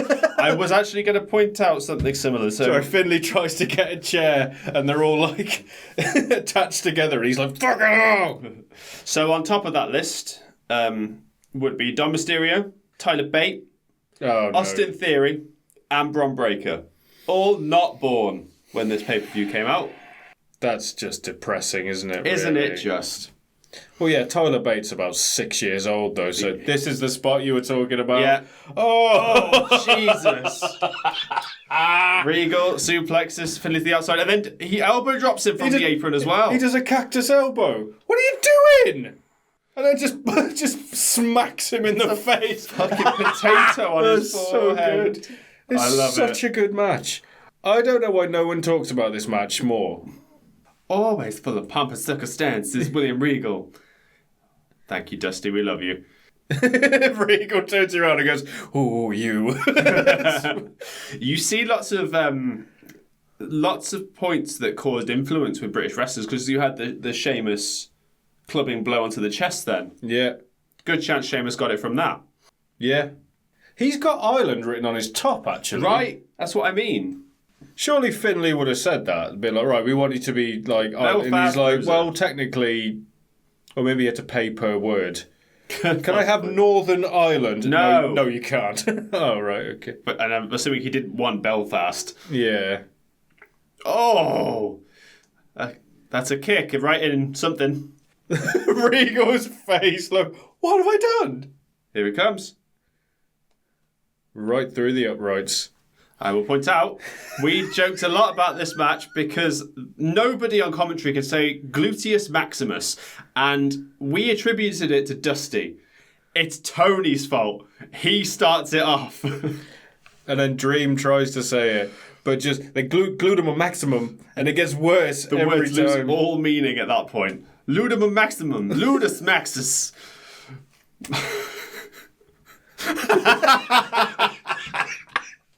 Oh man, if I got kicked in the ludum maximum. Stop saying it, Dusty. Just of all the words that you want him to say. Stop it! Don't you start as well, Bobby. He also says he kicked him in the belly welly in it as well. I don't know why Dusty couldn't be on commentary all the time. It's just a treasure trove. Just have Dusty on commentary forever in every show. Yeah. And we'd be happy. Did you also catch what he said straight after the low blow? I didn't. Oh, Lord have mercy on a common man. So good. Dusty just rabbiting on about absolutely nothing. He's poking him. He's kicking him. And you know where? He's grinding him. And there's been some tension. Yeah, they're really trying to set up like a England versus Ireland thing in this. Yeah. And the best part is Regal's not the only English wrestler on this card. No, there's a few. There is a few. Someone who, in England, I would say, is more well-known than William Regal. If you talk to anybody about wrestling... Oh, yeah. I'm trying to think. The person that comes up is one of the two names that comes up, and it's because they feuded for what feels like millennia. Yeah, they were tag partners as well at one point. Exactly. We'll get to it, though. Stay tuned. I was going to ask if you knew who that was. Yeah, it was only because I researched it beforehand. I would not have known otherwise. Because I wasn't too familiar with either of the big two. This match as well, it's just the right amount of realism as well. Like, it's not botchy, but it's clunky. Like, when they roll over each other. It's a fight. It looks like a real fight, yeah. It's not like I said, botchy. Yeah. But it's not like perfect. It's and because that's what makes it perfect. There's no like thigh slapping or anything like that. Every sound you hear is from an actual hit. Yeah. There's very little like stomping for effect as well. Lots of closed fists as well. Yeah. I've noticed. He wants to soliloquate with him. And repetend. He's making up words. Repetender. Oh, you can hear it when he goes back first into the apron. I said nothing is fake in this. Speaking of nothing being fake, you can pretty much hear his nose break. And when he turns around, look, his nose has just exploded. Oh my God. You can you can hear it, man. I think I looked away for a second on my first watch through. I turned around and Regal was bleeding. Nope, that's legit. That's legit. Hell. That's horrible, isn't it? Watching this, you wouldn't think Finlay would go on to basically invent the Divas Revolution. Big part of it. Like, he is the reason why women's wrestling today is taken as seriously as it is. Yeah, he made a very big point about, like, going to the women. I think it was around, like, 2015. He was like, wrestle like the fucking men. Yeah. He never cared about gender. He was like, this is how you should be wrestling. I don't care about anything else. Yeah. Just go out there and wrestle. And now look where we are. Just launches him to the outside. I like to think that was Regal's way of saying, give me a fucking minute, will you? Kicked him right in the head, look. Oh, man. They've gone to the outside and up the ramp. It's mad to me that they've used the cage as part of the set design. I think it's really because it's on the other side of the arena, because the cage is so big they can't put it around the current ring and hang it above. So they have to make it work somehow, and that's how they've done it. And that's the Blue Bloods. The members of the Blue Bloods, one of which is IRS, right? No. Looks like him. No, it's Dave Taylor. That does look like him, though. Yeah, he looks like Mike Rotunda. But it's, so Finlay wins by DQ, which is disappointing for a match like this. Were you going to say he wins by Dave Taylor? Yeah, he wins by Dave Taylor. Well, he does, technically, win by Dave Taylor, yeah. So I think the reason they did this is for a reason to keep Bruiser around without either of them having to lose. This as well. Oh, man. This is really interesting as well. So that's a faction called the Blue Bloods. Triple H would go on to join the Blue Bloods. I can't remember his name when he was in the Blue Bloods. Was it when he was Hunter? Was that the introduction of Hunter? Yeah. Yeah, Hunter Hearst Helmsley, wasn't it? Because it's posh and... Because he was terrorising before that. Yep. Get it? Yeah. Doesn't make it any less stupid, but I get it. Dave Taylor moves really weird to me. He moves like a robot. Yeah. Like, he doesn't move his neck. He's always like... But I don't know if that's just a wrestler thing. So he's constantly got his chin tucked. Just going to point out what I've got in my notes here. I feel sore just watching that. Oh, man. 5 stars. Great match. Right, Mean Gene's backstage again with Jimmy Hart and the Giant, preparing for his match later on. So they bill the Giant at £450. Mm-hmm. They bill Loch Ness at £750. They bloody do. That's not true. When Jimmy Hart trips up on his words, you hear the voice slip. Yeah, because he's getting bad with it. Also, this was weird. Way to start a promo. I missed him. Did you not listen to it? I did, but I've forgotten. Oh my God. Brace yourself. What? He'd prepared a poem. He did. Little rhyme to start. Yeah. The only thing I remembered about this promo is that he sort of emulates Hogan a bit. He's going, let me tell you something. Loch Ness does as well. That was the way to do promos, though. Yeah. From the mid-'80s up to this point. Oh, he's so funny, Mean Gene, isn't he? He calls Bobby Heenan Weasel as well on the way out. He's so upset. There's a bit, I think it's now, where the camera cuts and Tony says, we're going to cut to something else. And you see Heenan tap him on the shoulder. Yeah, to I say did spot it. And it's really weird. It's like, oh, you shouldn't have seen that. Yeah, because they specify whoever wins out of the Giant and Loch Ness faces Ric Flair the next day for the World Heavyweight Championship. Now, we have the worst match on the card. Yeah. Colonel Robert Parker versus Medusa, otherwise known as Alundra Blaze. I mean, there's some boring matches on this card, but this is the worst. It's because it's bullshit. Yeah. They put her over really heavily, though. Until the end. Yeah. Tony saying she's a good wrestler, she's really good, she will kick his ass. She was so ahead of her time. 100%. So we're back with Mean Gene. Oh, I was going to phone that number, but it says phone number no longer active. I wanted to phone it right now. They do that on every show, I think, now. Ah, shit. Not a single phone number is active. So what would happen if you phoned it? I think it would just disconnect to be like call failed. I'm gonna phone it. What if I get hold of Mean Gene? It doesn't start with 0. No. It starts. Oh, Jesus Christ. 1-900 909 9900 9900. Call end. Oh. I don't know what we expected. Well, now we know. Okay. What were you saying, Mean Gene? We've got the details. Yeah, that was how you got dirt sheets, but it was tailored dirt sheets that they did. That's also how Sabu found out he was fired. Really? Yeah, he had to phone the hotline. Fucking genius. And then he is accompanied by Loch Ness, who is known to British wrestling connoisseurs as Giant Haystacks. Also, not known for his promo skills. No. And he's got a broad Yorkshire accent, hasn't he? But it also feels like it floats. Like, it goes a little bit Irish, a little bit Scottish in places, but there's Yorkshire in the centre. Also didn't quite know how bad his teeth were. Gene makes a joke about it. He does. And I don't think it was scripted. It was not. But it doesn't go over very well. Either that or Haystacks is a hell of a fucking actor. That's such a stupid line. I can't tell you what I'm going to do to him because it won't be allowed on TV. But I'm going to do it to him on TV. On Uncensored. But we can't show it. There it is. I'll introduce you to my neighbour. He's a dentist. And fucking Haystacks just burns a fucking hole through him. I reckon he slapped him. Yeah. When the camera panned away. Was Robert Parker actually a wrestler? I'm not too sure. I didn't bother to look it up. 197 pounds and a tummy like his. I'm thinking no. Yeah, not 100% on that. Brimming with the confidence, says Dusty. He's a big guy, though, so... Yeah. He's like 6'4", if I had to guess. But the fact he's 197 pounds, not much muscle there. Yeah. For a 6'4". They point out Medusa's weight, which I thought was interesting.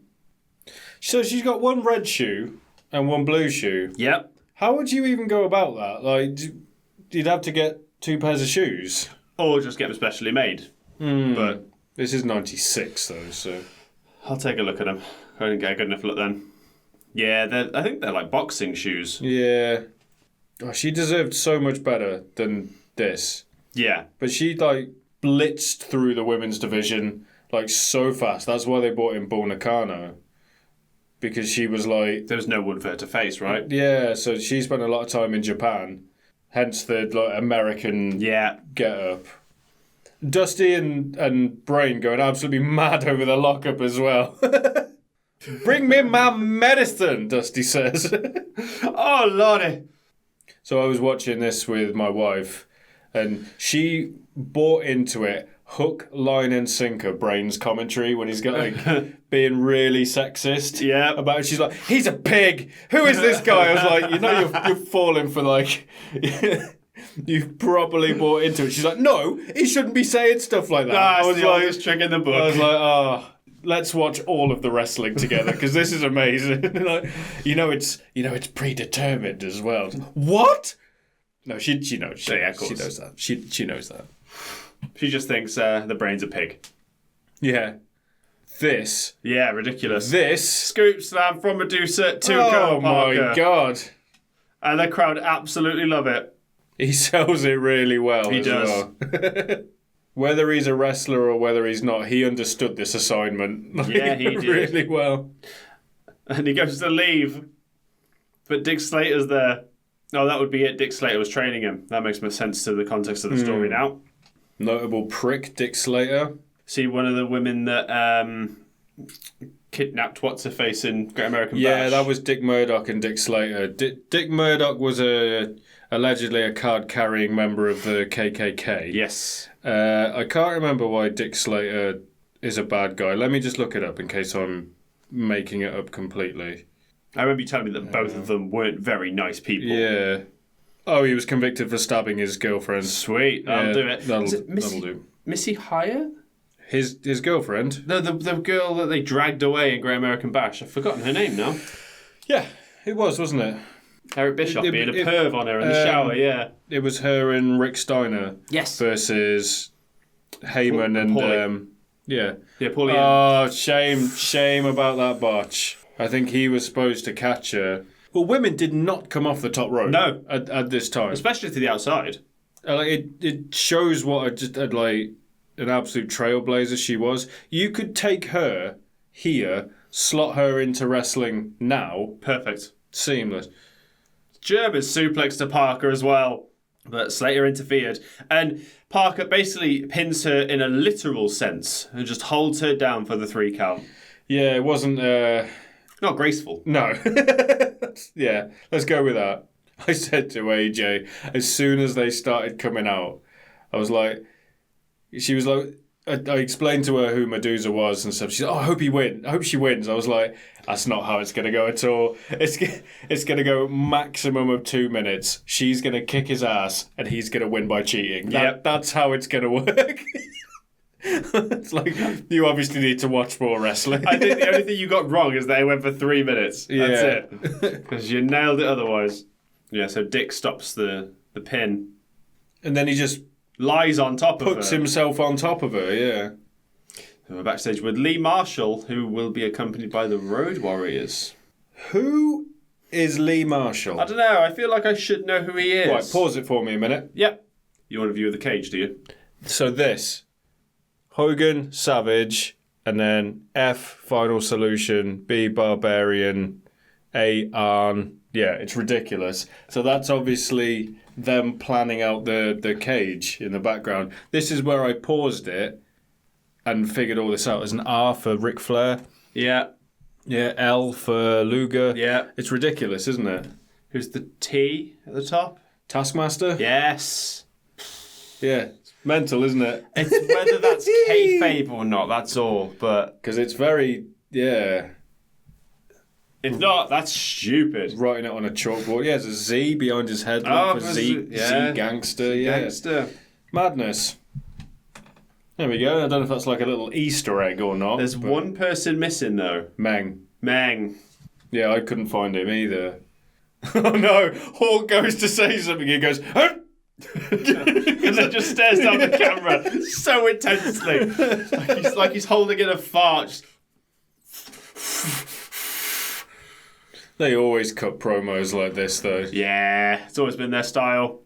So, I know which one Hawk is, and I know which one Animal is, but I always get, like, them confused. Because one of them had quite bad, like addiction problems, right, and died quite young, and then one didn't. And looking at them, I always get it the wrong way round. I would assume Hawk is the one with the issues, but I don't know. Yeah, so Hawk is the one on the left talking now. Yeah, he was the one that died quite young. But he looks like he's in better shape to me. And I know it's quite superficial of me to do it, but because Animal's a little bit pudgier, it looks like he doesn't take care of himself as well. I assumed that was from drink. But yeah, Animal died in 2020. Really? Didn't he? I think. Was it that recent? Yeah, he had a match with Heath Slater, if you remember. Oh, wow. When Heath Slater was doing that Fight in the Legends thing. Yeah. Who is Lee Marshall, and why does he look like a Tim and Eric? He does, doesn't he? He looks like he's been ripped straight out of a sketch show. You want to talk about people who've been ripped out of a stretch show? We got the Booty Man coming up next. Yeah, I mean, it's already gone downhill from the previous match. Definitely. But now it just jumps off a cliff. Yeah. So I was trying to work out what's going on with this storyline. As I understand it, it's the Sad Corbin storyline, basically. Yeah. DDP was living a life of luxury, lost it all, and I think lost Kimberly to Booty Man maybe in a bet. I don't know. And DDP is basically saying, right, we're going to have a match, and if I win, I get everything back. If I lose, I will quit wrestling. Weird to have a heel doing that. Yeah. But what's funny is they call it an I Quit wrestling match. Yeah. Not an I Quit match. It's a standard wrestling match. They just call it an I Quit wrestling match. I wrote I Quit match in my notes, though. Yeah. Yeah, I Quit wrestling match. It's so strange to have the heel do it. I also think it's very strange they decided to use the fucking kidnapper font for it all. With fucking newspaper clippings of each letter. They do, yeah. Paige absolutely committing to the bit, look. Not shaving. Hasn't shaved. Doesn't look like he's worked out for a while. That cigar that looks like it's a week old. Grown his hair. His tights don't fit. Like, little thing. And, like, the trim's falling off. Yeah. Yeah. Everything's really basic because he can't afford it. Yeah. Oh, Paige. He might not be wearing underwear. He's not being held in the crotch department. I wasn't really looking, to be honest. only just noticed. Right, okay, yeah. Okay. But he might be very fortunate. But I don't know. Kimberly's a lucky girl. Not anymore. I think they were married in real life. Oh, I mean in kayfabe. She's the Booty Man's girl now. I don't know anything about the Booty Man. I honestly don't. I'm going to feel stupid when you point it out, but I don't. It's Brutus the Barber Beefcake. Right. Ed Leslie. Hogan's best friend. He's less tanned, I think that's what it is. He had so many gimmicks. They bring up one in this. He was a spy in the Dungeon of Doom. And now he's basically Disco Inferno. He's basically trying to do a Billy Gunn. Because Billy Gunn was Mr. Ass. Yeah. But Mr. Ass was an evolution of badass Billy Gunn. Yes. So it's just playing on his name, where he just went from being in the Dungeon of Doom, I can't remember his name in it, just for going, I'm the Booty Man now. Yeah? And then I might be a muscly man that cuts your hair. I don't know. We'll see. Fucking ridiculous. Always had a job, though. Yeah. No doubt about that. DDP just doesn't take the cigar out of his mouth. There you go, working the crowd, pointing at one person. I imagine he's very, very good at trash talking. Oh, yeah. But I can't remember, like, how often he was a heel, because it wasn't often. Not that I remember. He started as a heel. Yeah, he was part of, he was there with Simon Diamond, wasn't he? Because we talked about that on the Diamond Mine. No, was it the Diamond Mine? I'm not sure. No, Diamond Mine was the NXT thing. Oh, yeah. It was something Diamond, because he brought Scott Hall in as the Diamond Stud. Yes, that was the one we watched. He was there with the Diamond Stud, and was it Simon Diamond as well, I think? I don't think it was Simon Diamond. And then there was a Diamond Girl. Yeah, the Diamond Doll. That was it. Yeah. I think that was Kimberly, though. Yeah, makes sense. There's a funny bit in this where they're obviously getting on the ropes, Everyone's booing Paige. Everyone's cheering Booty Man. Booty Man just looks at him and goes, and the crowd start cheering. There it is. It's so good. Like putty in his hand. Yeah. What are those holes supposed to be? Well, those two are for his booty, obviously, and then just two on his thighs. I don't know if Beefcake ever did that as well. I'm trying to remember back to 1990. Well, have holes in his... Yeah. He wore trunks, didn't he? As Beefcake. I actually can't remember. That was only like 2 episodes ago as well. I just remember him like cutting the genius's hair. That's all I remember. Was that Great American Bash? No, that was Royal Rumble. Oh, it was, wasn't it? Yeah. It's the only time we've had Beefcake on the show before this. Come on, you fat pig!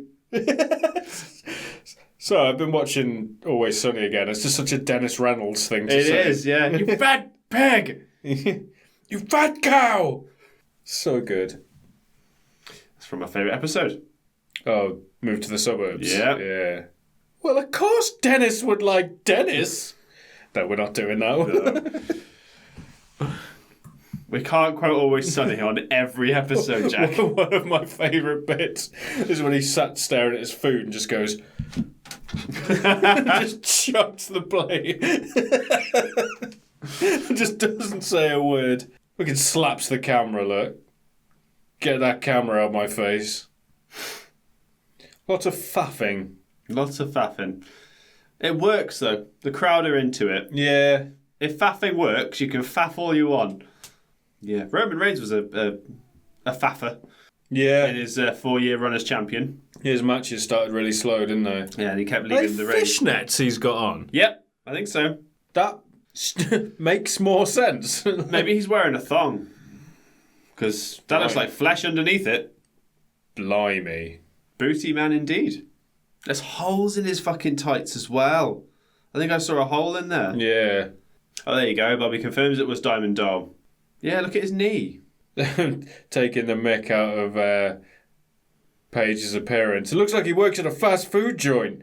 There is nothing wrong with working in a restaurant or working in the catering industry. There is if you're a heel. Yeah, true. See, Paige is doing it there. Yeah. Like we were talking about at the start. Yeah, maybe that's a sign for too much, but also to kind of make it look like you're protecting yourself. Yeah, there's so many little things I've noticed. Doing a Ric Flair strut. Yeah. Mm-hmm. Obviously, nobody wants to expose the business, really, but we're fans. We're not in the industry. Yeah. But I noticed that there's a cue when, like, if there's a jump from behind or something, the specific example I think of is, I think it was Undertaker and Brock possibly, because Heyman was there too. Right. And there's a bit where Undertaker's caught Heyman in a chokeslam position while he's on the apron, and Brock's just getting into the ring and about to pounce on him, and Heyman's there like panicking, and he just squeezes his shoulder just as a warning of like, right, he's there, get ready, without having to say a word. And of course, it's so subtle you don't notice. Yeah, that would have been all worked out beforehand. Exactly. Yeah. It's stuff like that I think is genius. It's like magic. Yeah. If you don't want to see how the sausage is made, you just don't. But once you start noticing things, everything unravels. Yeah. It's like when you're young and you learn to do that magic trick, the one that everybody knows, the card trick. Oh, yeah. Where you turn the pack of cards upside down and then their cards, the other way. It's as soon as you learn that, it's like, oh, magic's ruined for me now. I thought you were going to say the thumb thing that your parents used to do to you. Oh, well, I got too many tattoos to do it. I can't do it. Magic. Yeah, got your nose. You seen the size of this? No, you haven't. Your hand's not big enough, Dad. Got your fucking nose. Thanks, Dad. I've met your dad. He would have no trouble picking up something that big. This was really cool. Yeah, the I don't even know what you would call those. It's like he's ramming Paige into his head into the turnbuckle as the crowd chant, but he goes like down each turnbuckle. Yeah, it goes down until eventually he just slams his head into the mat.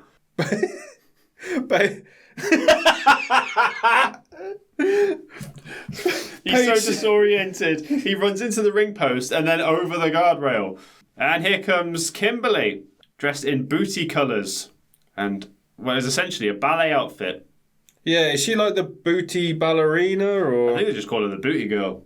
They might have called her the booty ballerina later on, but I think they only call her the booty girl here. Or is it just, like, female wrestler outfit in the 90s? No, I don't remember ever seeing a female wrestler wearing a tutu. No. Actually, I do. Cherry with Juice and Domino. Okay. Oh, them? Yeah! I thought you were going to say... Oh, my God.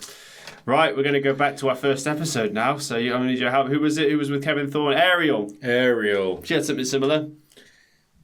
It was smaller than that, wasn't it? It was smaller than that. And she was wearing... nothing. Less underneath. No, nothing. Less underneath. Yeah. String and a belt. Then it can't be uncensored, because they'd have to censor that. Yeah. Just... Yep. That's how they'd censor it. Bit of a miscommunication there, it looks like. Fine, DDP makes it work with And a then, half-ass yeah. flash strut. Paige, like, mocks him. What is Paige doing getting caught in the ropes? Look, it's so stupid, but it's so funny. Paige is one of those as well, like, different stages of his career. Yeah. You see him becoming, like, one of the best WCW wrestlers, but every stage he tries so hard. Yeah. Like That's what'll do it. It's attention to detail with DDP, isn't it? When that little botch happens when Paige falls down, and Booty Man just looks at him. I guess I'll splash on you. Shivani said what I was thinking, where he just goes, "What was that?" Well, he's the one that does that, the commentary for that Hulk Hogan chair shot you love so much. Yeah. What? Is that Tonya Harding? What are you talking about? Well, I'd say it's a different sport altogether, but they do wear something similar. Yeah. Ice skating, isn't it? Mm-hmm. Yeah. Behave yourself, Dusty. It's so funny. Where would she... They say she might have a pipe hidden, and Dusty's like, where would she have a pipe in that outfit? And they go, I didn't say it was a big pipe. Tony kind of gets lost in words there. He does. He gets lost in a labyrinth of words. She doesn't have a very expressive face, does she? That's not what she's hired for. She's got a pretty face, Jack. Behave yourself. All she does is just shake her head like, come on! Come on! Yay! I could have done this job. Put me in a tutu. Go on! Patreon special. You hear the ref asking him when he's in that submission, what do you say, booty man? What do you say? Like, but deadly seriously. Imagine having to call someone the booty man. Seriously. Like it's their legal name. Yeah. The only way that would be funnier if they put the on it. What do you say, the booty man? Talk to me, the booty man. They cut to this where Kimberly keeps looking back at the camera going, oh, he's so cute. It's bizarre. And she's doing that thing where she's on the ropes going, the booty man. You think my boyfriend's ever so dreamy? Yeah, the booty man? The booty man! I'm the booty man! We both went a different way with that one. I went Shrek. That was Shrek, wasn't it? The Muffin Man? Yeah. The Muffin Man? I'm not doing it because I can do come on. Play along. No, don't do it. I would, but that's going to peak. Yeah. And it's not going to come through on the microphone when I do the loud bit. And you haven't even begun to peak. I haven't begun to peak. Stop, no! Always study references. You know when we said this goes downhill a bit? If you've never watched us before, we talk shit during these boring matches. I tell you what, I'm finding fascinating right now. And the size of Kimberly's calves they're like baby cows. Okay. Like, it's mad. I don't know if it's because she's got really high heels on and they're like flexed. I don't flex. Yeah, look at I that. think that's what it is. They are flexed. That is You madness. see a little dimple just under the muscle. Yeah, like you get that like sort of heart shape. It's got to be flexed. That is her calf muscle. Yeah, I'm doing that. Future Jeremy's going to make you look real good. Shit. But no, she's quite ripped, to be fair. Like her triceps, and she's got quite defined shoulders. Being around wrestlers, I imagine they know how to get you in shape. I mean, if she's Paige's wife, didn't Paige own a load of strip clubs? Well, yeah. But he owned gyms as well. I'm not jumping to any conclusions. Could be. But she must have taken a bump or two or worked at some point. So I imagine it's necessary. Yeah. Even from like a really vain point of view, if you know you're going to be on TV, you'd work out. You'd make yourself look as good as you can. For the money she's probably on, yeah, you fucking would. Yeah. This is mid-90s WCW. They were throwing money at the wall. Yeah, true. They brought Hogan, Savage, Warrior, Flair, Luger. This makes me like Paige going, "Come here!" And she's going, "No, what? No!" As she's climbing the stairs and getting towards him. "No, I won't." Paige steals a kiss, and then he also steals a slap. That slap didn't look pulled at all. Yep. And then a high knee and Booty Man wins, which means DDP has to quit wrestling. I bet because they're married, Paige said, "Right, you need to slap me. The camera's going to be really tight. Fucking slap me." Like, and because they're married, they can like get away with it. And then Booty Man gets his kiss. What's he got on his lips? Like poisoned lips. She's like, she's like pissed, flustered, shall we say? Flummoxed. So I don't know how long he's gone for. A couple of months, maybe? Probably. Enough for people to forget. Yeah, this slap. Does it show the slap? I hope so. Oh, yeah, that'll do it. Oh, my God. Right on the cheekbone. Weird that a high knee is what ends the match, though. It's because it's called the high knee. Oh. Get it? That's all right, as the pun goes. Yeah, it's ridiculous, isn't it? We've done worse. I don't know what you're talking about. I said one of my favourite puns the other day. We'll get through this Lex Luger promo first. Yeah, here we go. Mean Gene backstage with Lex Luger and Jimmy Hart. Yeah, so originally it was supposed to be the Giant versus Lex Luger, and then they moved Luger over to the Doomsday Cage match and put Loch Ness in his place. Weird, isn't it? Yeah. Is Lex supposed to look upset? Confused? I'd be upset if I was Lex. Missed his opportunity for a title match. Well, he's just doing his standard Lex Luger face. That's just his face. Yeah. And he's got a nice fancy jacket from Jimmy for his troubles. The promo starts really strong and then it falls really fast. It goes really flat. He's doing really well at the minute. Yep. Very sincere. He calls him Gene. Oh, and then it starts going... I think Gene saves him a bit by interrupting him. He's obviously caught himself in one of those like loops where you can't say anything. Another labyrinth of words, if you will. Yeah. Chicago street fight. This is in Tupelo, Mississippi. I actually wrote that down.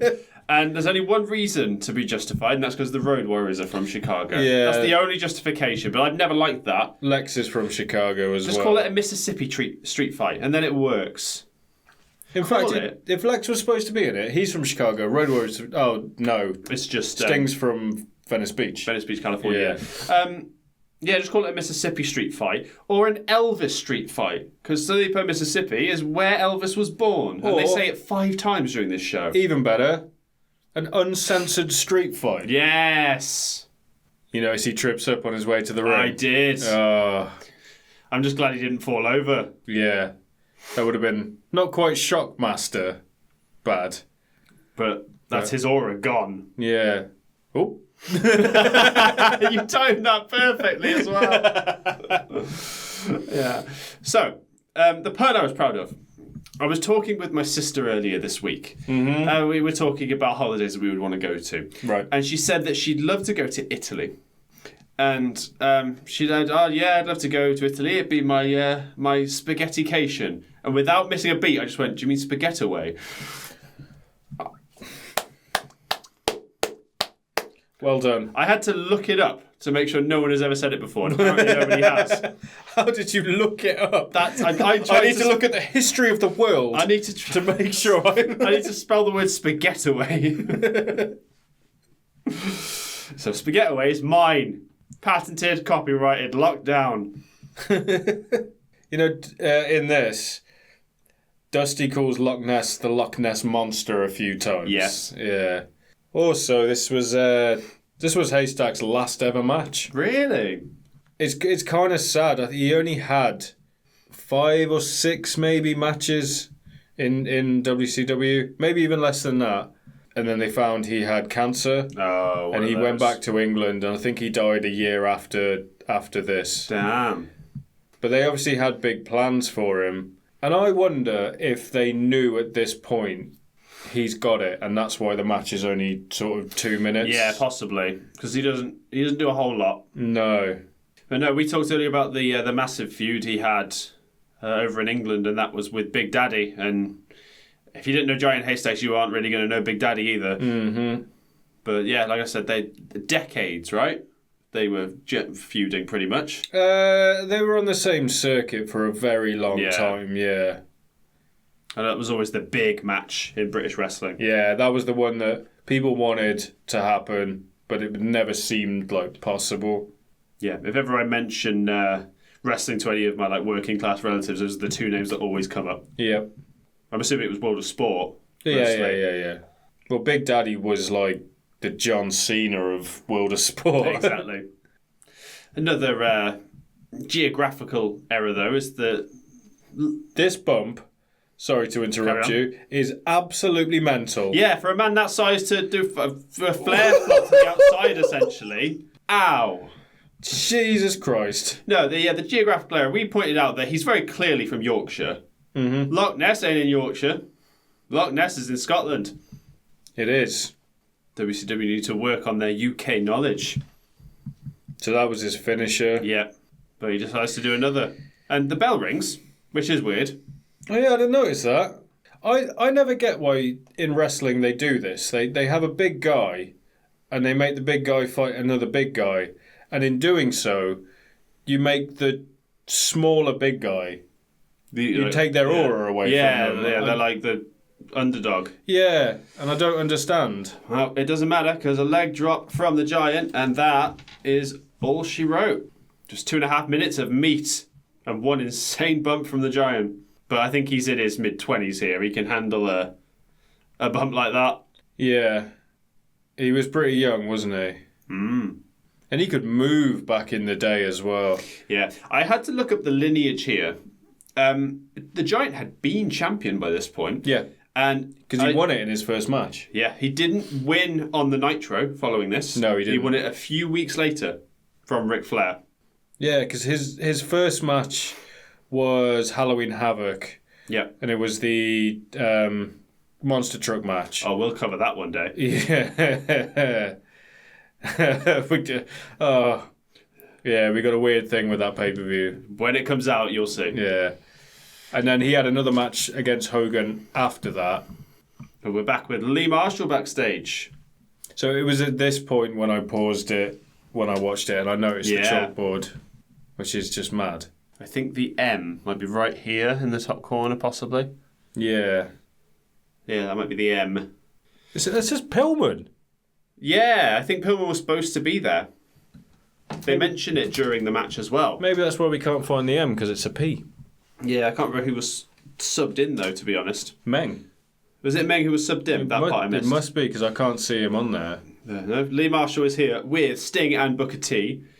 Booker T in one of the most bizarre wrestling outfits I've ever seen in my life. It's so 90s, isn't it?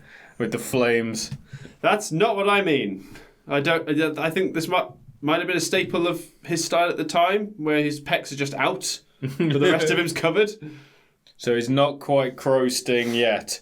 No. But you can see the evolution from Surfer Sting. Darker colours. Dark hair, black pants. Red, orange and black face paint. Yeah. Because it happened very fast, the transformation. What, including the tease itself? Well, when he was up in the rafters. They started trying to get him into the NWO, didn't they?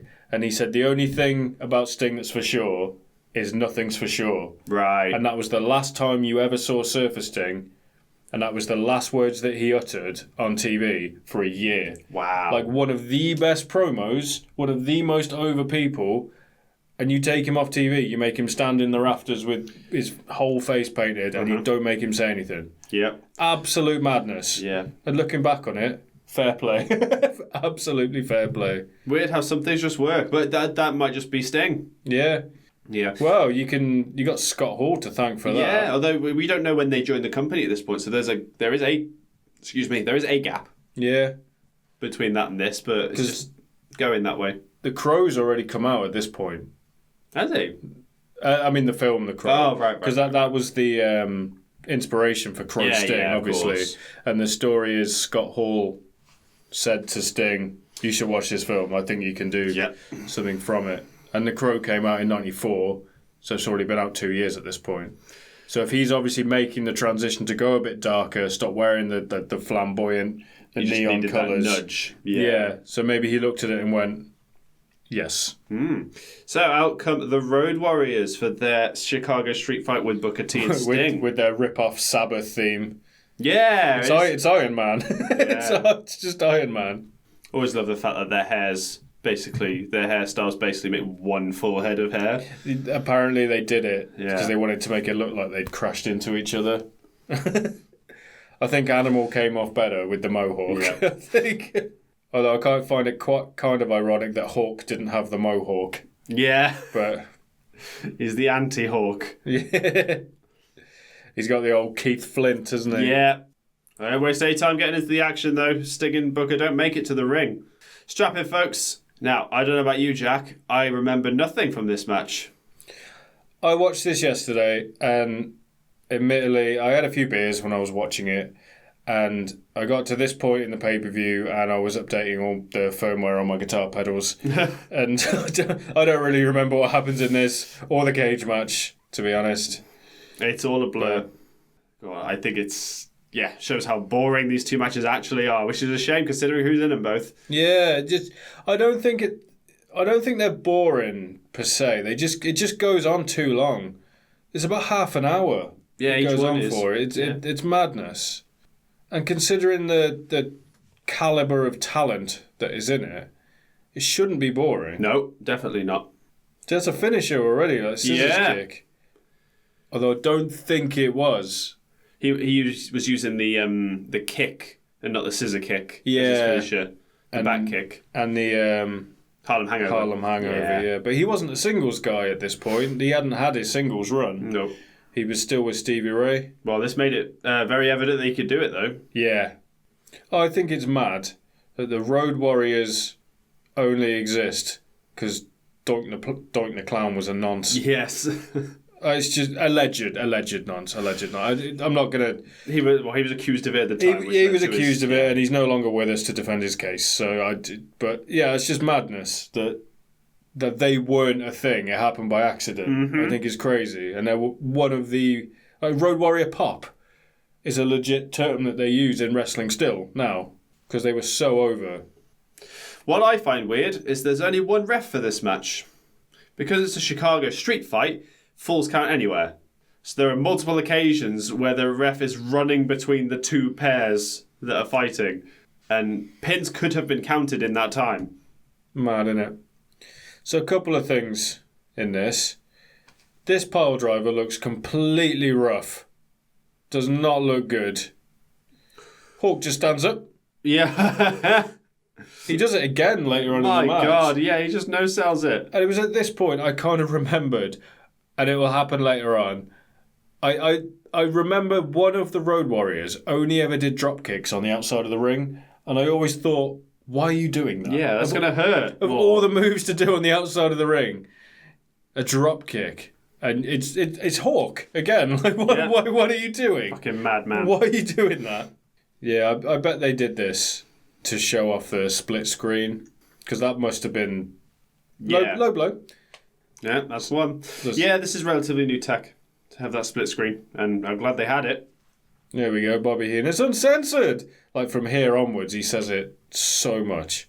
Which I thought was like, maybe they're trying to get over it's a new, like, pay-per-view concept. Yeah. But this is the second uncensored. Well, I haven't seen what's on the first uncensored. I doubt any F-bombs. Whenever the ref counts, he goes 1, 2. And it's really, like, flourishes when he counts. See, the problem with Booker going up on the top around this time, if it's not a hangover, it ain't worth it. Oh my God, yeah. No padding there either. Yeah. When he does that drop kick to the outside. He only ever did them on the outside of the ring. Like, it's really strange. That is really strange. All these chair shots from now on just look crap. Yeah, they are quite soft. I don't know why. They all look crap, but there is one in particular that is just like, oh, it's Hulk Hogan levels? horrible. No, like stiff. Right. And it's just unprotected chair shots, no matter how soft they are, will never look good. Not anymore. See, even Animal gets it and goes, and then puts it up like, oh yeah. I mean, that sounded stiff. Yes. I don't think it's because it was a swing. He fully just like held it and did it.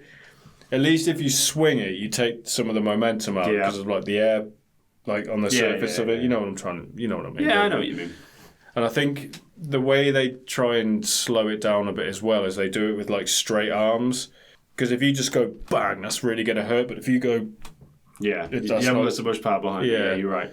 The Hawk just stands up from another pile driver again. He's pile driver proof, apparently.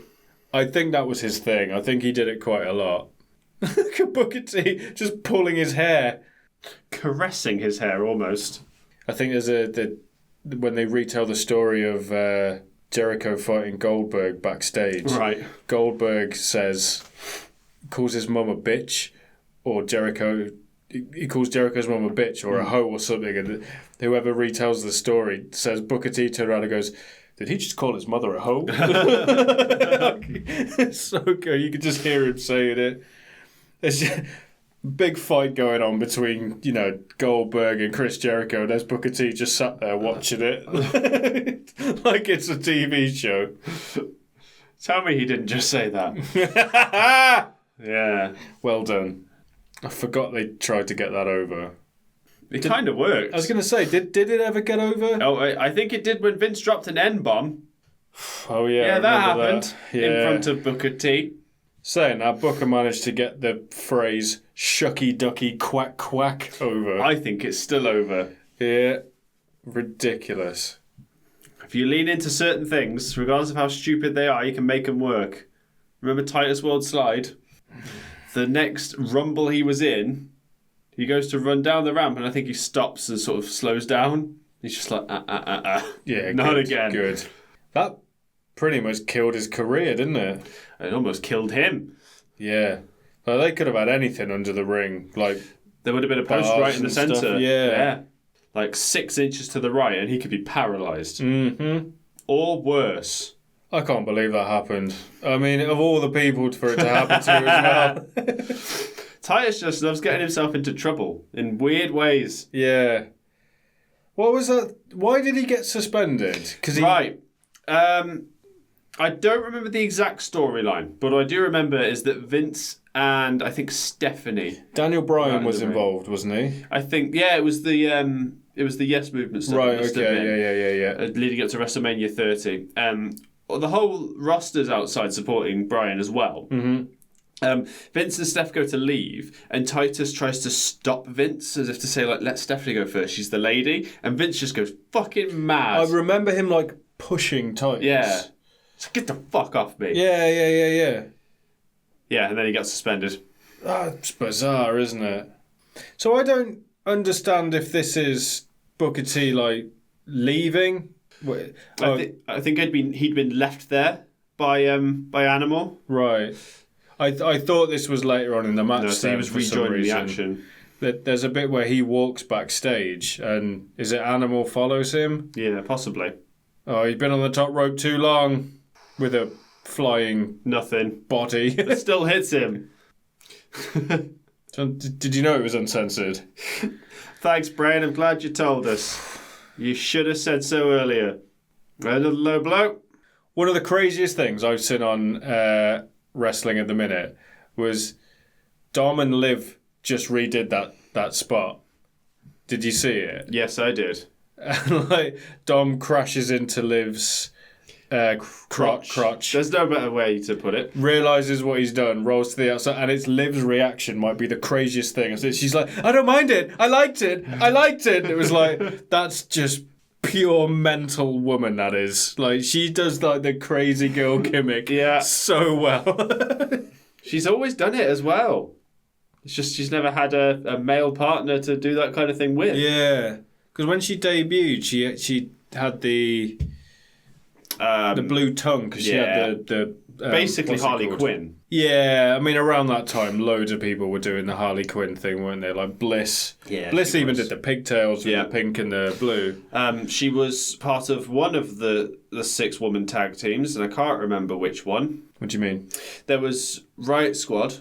Yep. And there was the other one that I can't remember. She was in the Riot Squad. Was it Riot Squad? Yeah. I can't remember which one. Sorry, Booker T does the spinneroonie, crashes into Animal and then just stops. With his legs in the air. But the spinneroonie wasn't a thing at this time. I think he only did it a few times where he got up. And he does it again in this match. Yeah. He does another spinneroonie in this match. I didn't. It's a successful spinneroonie compared to that one. I must have zoned out. Easily done, my friend. Easily done. The 3-person female teams from around... There was one more around that time. There were 2. Oh, there was the one with Paige. I can't remember their name. It was Paige. It was Sasha. No, it wasn't Sasha. Sonia. Oh, Mandy Rose.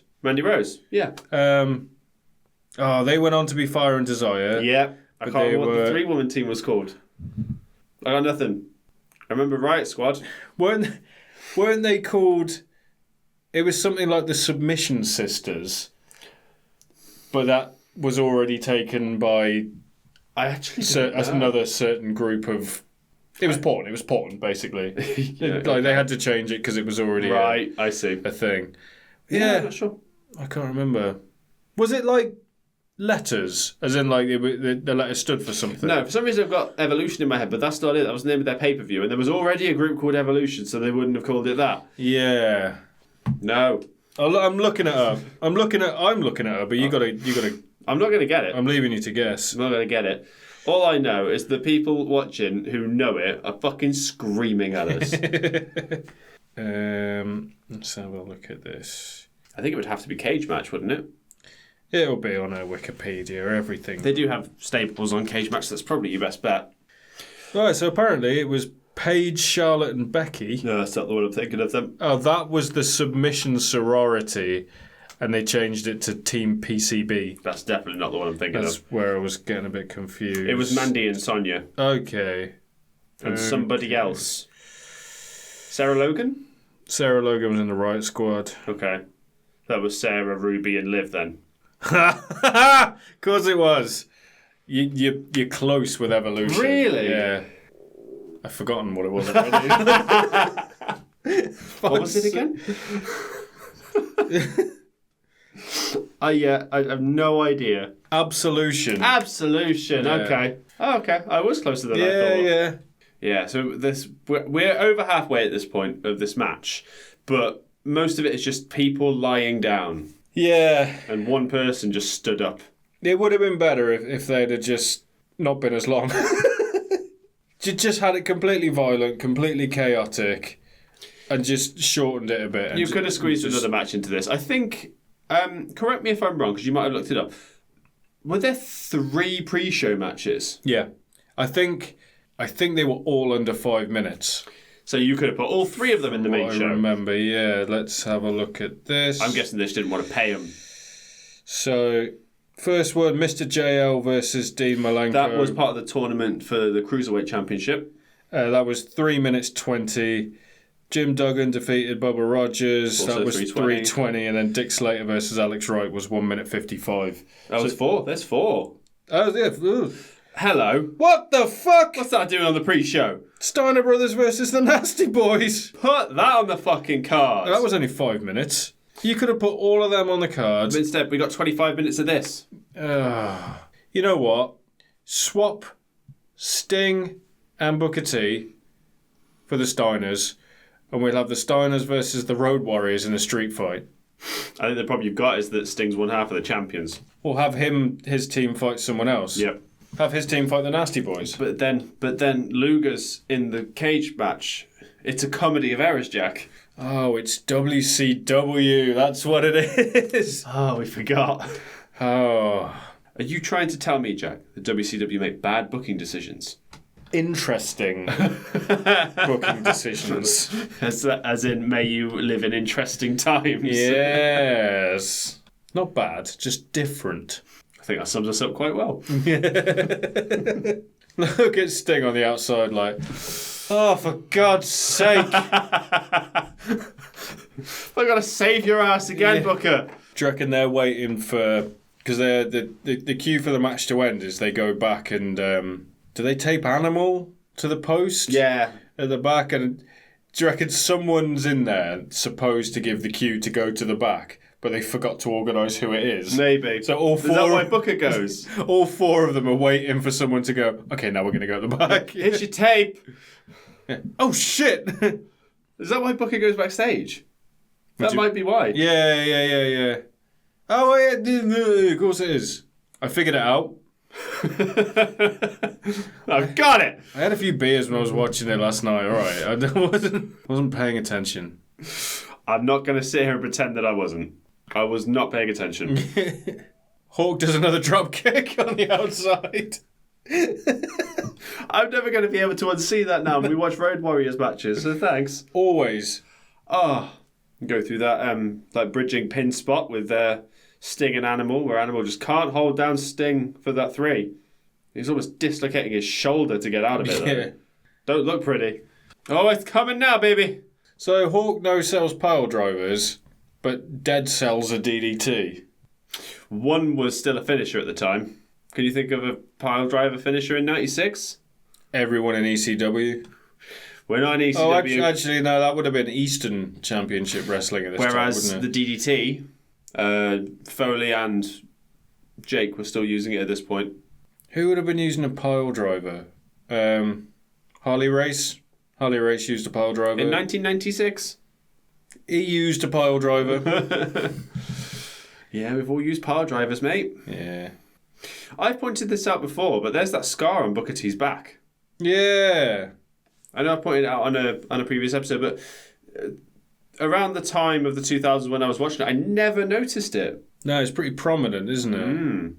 God knows what it's from. God, this match is still going on. The commentary team sound exhausted now. There's your spinneroonie. You would have thought they wouldn't have 2 half-an-hour-long matches back to back. I'm willing to bet there was probably some politicking. If you think about the stars in this company, all trying to be top dog. Animal clothesline in the ring post. That was a nice chair shot. Yeah. Sting just whacking Animal. I like how there's 2 camera angles of it. So this one's got Sting from the front doing it, and then you just see him from the side going, ah! And then out of the camera. That sound effect was perfect. Yeah. What did Booker T do? Just jump to the outside then. He just jumped and went...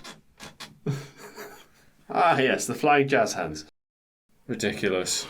That'll teach you not to cover up your tits, Booker. He's looking for the plunder, says Dusty. He's looking for a chainsaw. What makes you think he's going to go find a fucking chainsaw? Who keeps a chainsaw in the arena? Doesn't he come back with something really stupid? I can't remember what it is. I actually cannot remember. It's like... It would be really anticlimactic if it wasn't really comedic with what he comes back with. Oh, it's 2 brooms. Oh, yeah. For fuck. He's got to get a chainsaw, that plunder. No, it's just 2 brooms. Just 2 brooms. That he hits with the fluffy head of it and not the stick. Is that sweat? I think so. I think that's sweat on that mat right there. Jesus. Not meant to absorb water, is it, though? The canvas can absorb water. There you go. That's how it's done. You hit him with the handle just part hold of it sideways and... I think he snaps it, doesn't he? And then starts hitting him with the other bit. Although it gets a bit serious because Animal breaks the broom over his knee. Yeah. It looks fucking sharp. Well, I think they even point it out, don't they? Yeah. I think Dusty says something. What is the dust coming off it? It is a broom. Something that the cleaners are using. They're backstage now going, oh, what? Dusty even's like, oh my God, it's going to be sharp, Daddy. You got to watch it. And they don't teach. Don't get a splinter, Daddy. They don't do the sharp bit. The fans get their second wind in it as well. Yeah, they do. The ref grabs the stick and checks the end and goes, ooh. And then he goes to put it on the ring. Booker grabs it from his hand and the ref goes like that. I think he got a splinter from the end of it. I know you've been kicking the shit out of each other for half an hour, but be careful. There's no need. Come on, boys. Don't play so rough. It's just a street fight. So I think this is them going backstage now, I think. Because this is Animal and Booker on the outside. Yeah, Booker's like, right, I'm out of here. To hell with you. We can see the light at the end of the tunnel now. Can we? There's one more fucking match, Jack. And it's longer than this one. I'm sorry, but how fast was Booker walking? Animal's lost him already. There's Luger. like a GTA NPC just going in the mirror. He hits him as well. Animal just knocks him down. Look at me, Jimmy! There you go. There's Stevie Ray and Lex Luger attacking Animal. Ridiculous, isn't it? He ruined my sheen.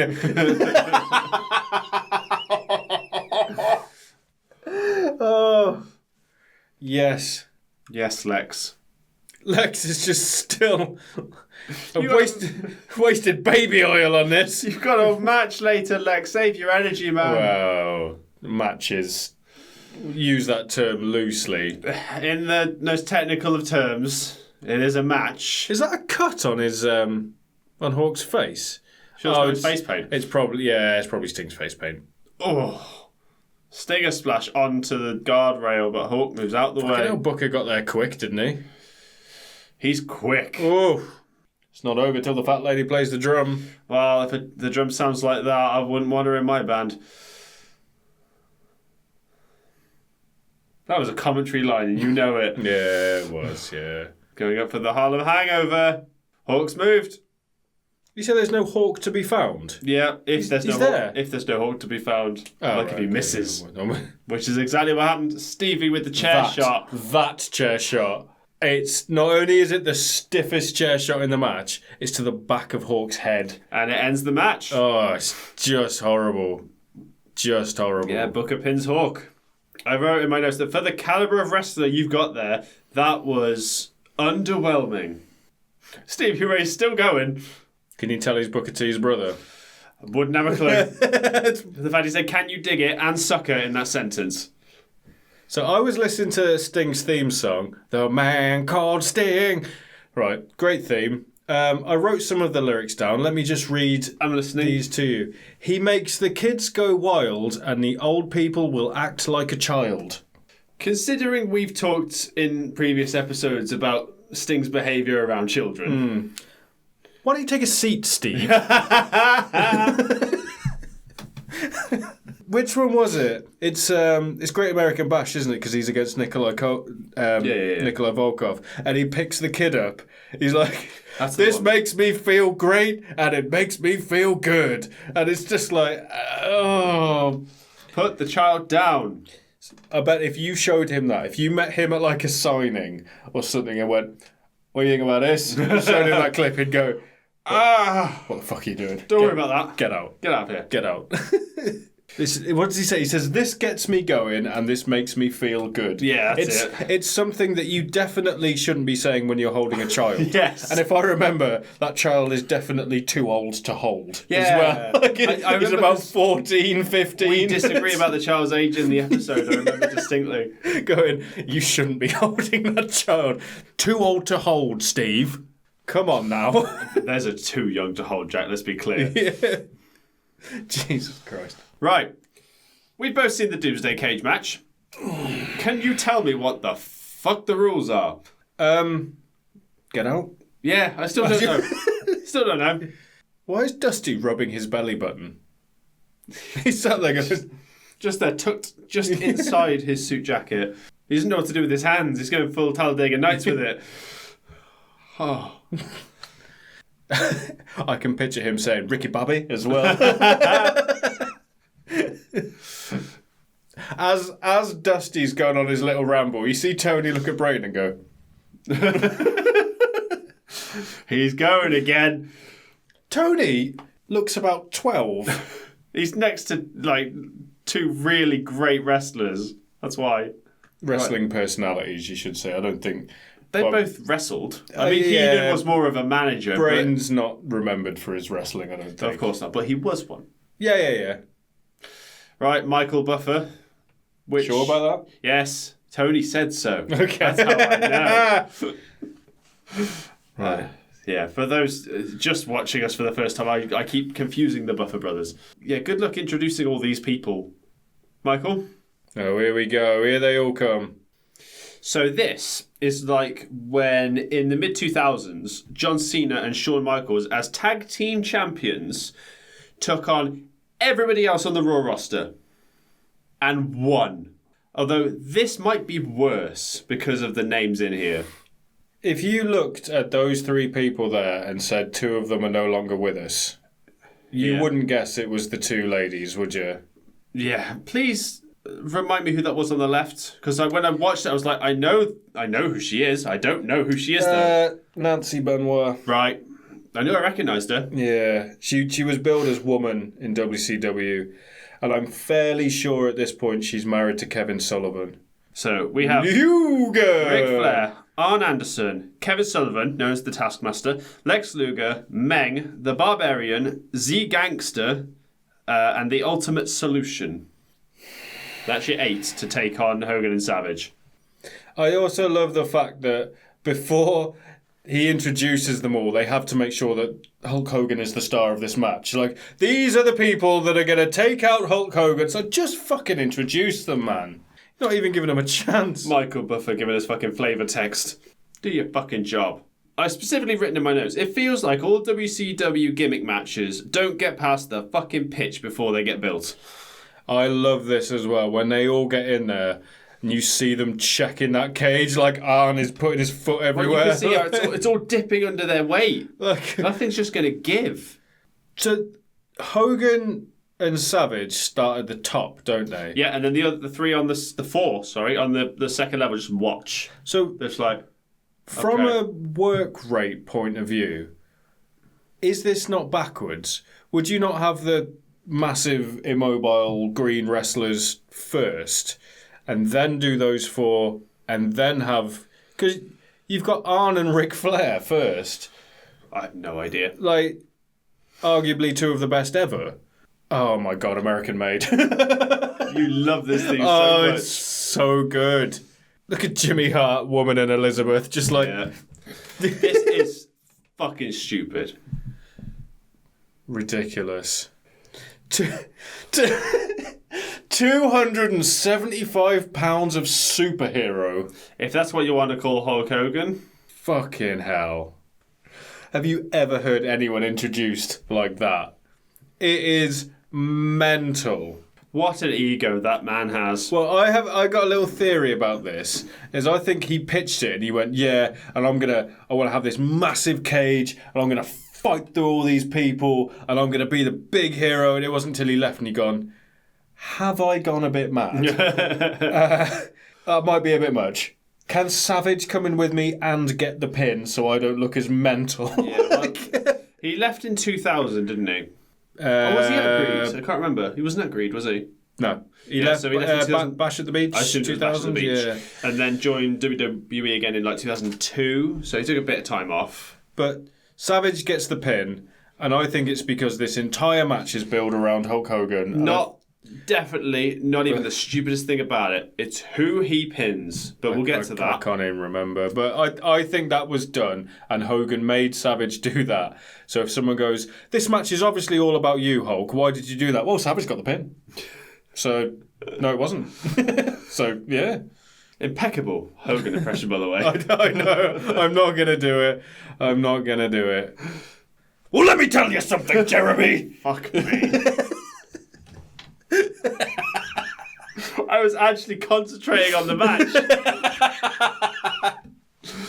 Yeah, so rules-wise, don't get it. you start off with Hulk and Savage and Arn and Rick at the top. So when they go down a level, they're fighting those four, and Arn and Flair have to stay out of the way. And then you've got Z-Gangster and Ultimate Solution on the bottom floor. But yeah, look at them all just stood there, and it's just so awkward, And it's isn't just it? first pin. Ends the match. And that weird pole in the middle of it. I'm pretty sure we know what would happen if that pole wasn't there. But I think it's the wrong way around. You should have had the guys that can't work at the top, so that they beat down Hogan and Savage, and then that puts them even more of the underdogs, and then they have to get through the better workers on the bottom where they can actually work. Right. See, by wrong way round, I thought you meant the fact that it was in the pay-per-view and it wasn't in the bin. All that, yeah. But you know what I mean? Like they've got the two inexperienced green wrestlers, the two massive guys that can barely move, on like the floor. Yeah. Where you should be getting the decent wrestlers, but unless they expected Flair on, yeah, it's unstable, but they'd still be able to work. But also, despite the fact that Gangster and Solution haven't turned up yet. They mention it quite a lot, don't they? Like, why? Speaking of not turning up, Arn obviously took one listen to this match and went, well, I'm turning up in fucking sweatpants and a jumper. Nope, not even going to put my gear on for this. Don't Hulk up already. We're like 4 minutes in. Arn's got his boots on, though, which makes me laugh. He made the effort to put his boots on and then went, slacks. Dressed like a dad. Yeah, they mention Pillman quite a lot, and I'm not... Yeah, I don't know why. I'm not sure. Maybe he's part of a faction we don't know about. I just couldn't be bothered to look into it. So do you know who Z-Gangster is? Yeah, of course I do. Okay. We watched... Don't tell me. No Holds Barred. No Holds Barred. I remember him. Yep, so they got him out of retirement or whatever. So not only is Hogan going, right, I want to beat Flair, I want to beat Arn, I want to beat this person, I want to beat this person. Who was that other person I feuded with like 4 years ago? Them. Get them back. Get him back. What year was No Holds Barred? 88. Was it 88? I think. I thought it was closer to this. Oh, I could be wrong. Let's find out. 89. Okay. Yeah, so yeah, I 7 mean, years apart. I like how the camera shows Jimmy Hart and the two valets, and they're just there going. Yep. Not even like there's no light, so even if they were selling it, it'd be pointless. That might be the least animated Jimmy's ever been. Yeah. Now, correct me if I'm wrong as well, but I believe this would have been not long after Friday was released, which also starred Tiny Tony Lister Jr. When was this? 96. Yeah, I think Friday was 95. Yeah, so Friday he was still acting. Granted, it was Friday, but he was still acting. Yeah, it's one of his best roles. Debo. He ain't got many roles. He's got more than you think. Oh yeah, but many good roles. He was in the Christopher Nolan film. One of the early ones, I'm assuming. There you go. No, he's in The Dark Knight. Oh, was he? I don't remember him in The Dark Knight. So, when there are two ships of prisoners... Oh, yeah. And they give them the detonators to the bombs, he's the one that gets it and throws it out the window. Okay.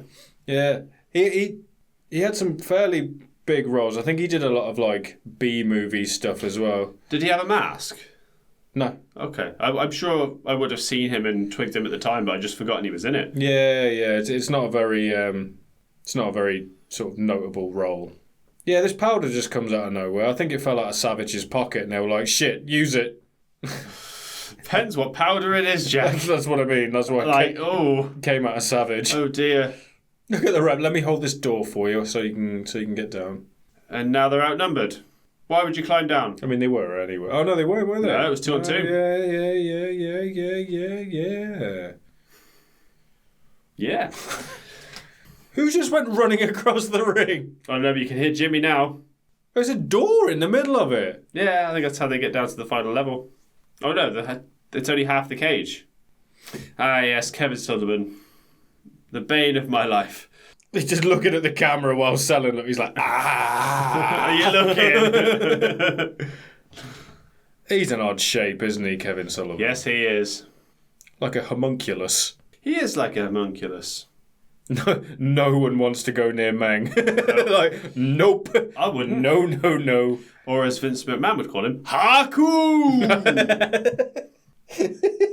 Forgot about that. Oh, ridiculous. Yeah, apparently a genuinely scary man, so I'm not surprised that everyone's avoiding him. Well, everyone that says he was really nice. You just wouldn't want to piss him off. Yeah. Because he'll eat your nose. Apparently. Whenever you Google him, the same stories come up. He pulled someone's eye out. He bit someone's nose off. He fought off like 6 cops by himself. Yeah, beat up a load of police. That was it. But apart from that, he's lovely.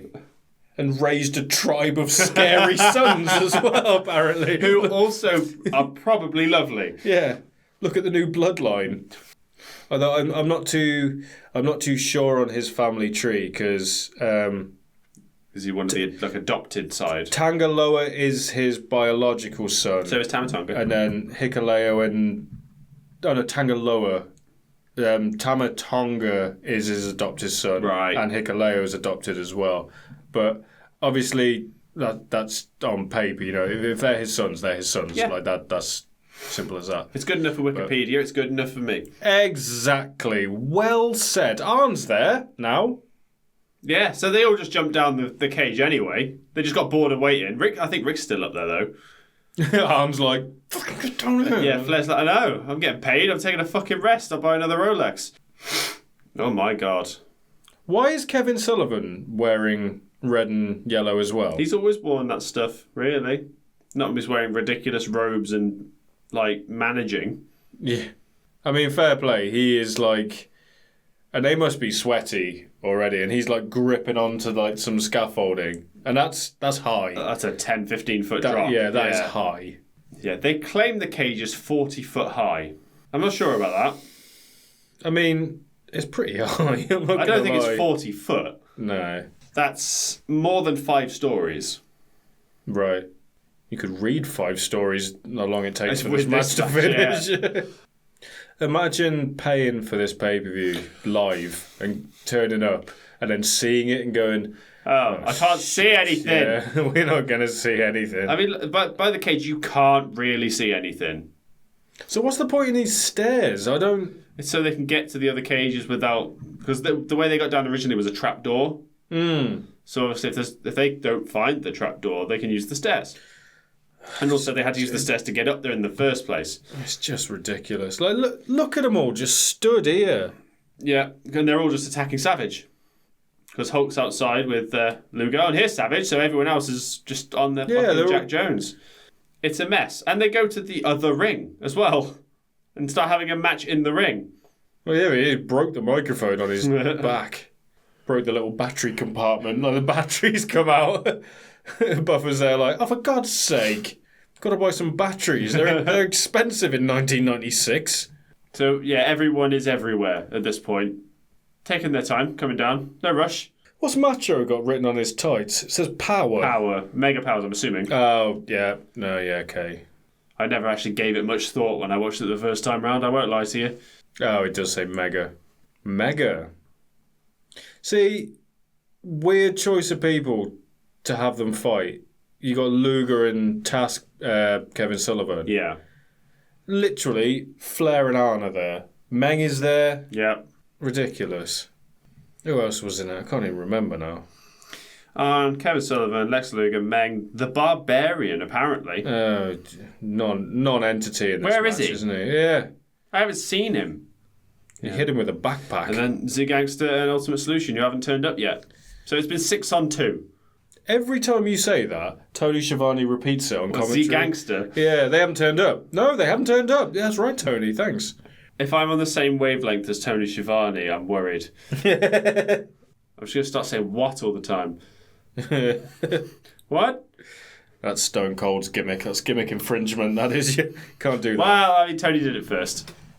What? You heard Hogan shouting, "Watch out." Yeah, he's warning the audience. What a good lad, that Hulk Hogan. Never tells a lie. What's Kevin Sullivan doing? Just taking planks out. Ripping from the base scaffolding of the apart. stairs. Just pulling out a 2x4 to hit someone with, I'm assuming. And then just drops it. Like, what are you doing? What are you doing? I was like, fuck it, I'm just getting in the ring. Oh, Savage has got it. Oh, yeah, you hit him. He literally runs the entire length of the ramp, and as soon as he's about to make contact, the camera goes... And it's also the softest hit. You don't hear it. What the fuck are the other 4 people doing? Where's Flair and Arn? So this might be...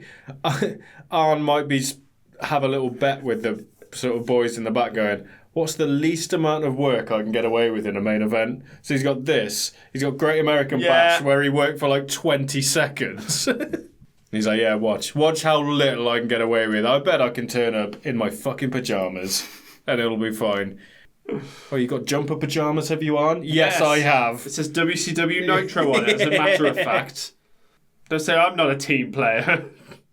Yeah, so you got 4 competitors who just aren't there. They're just having a rest, I guess.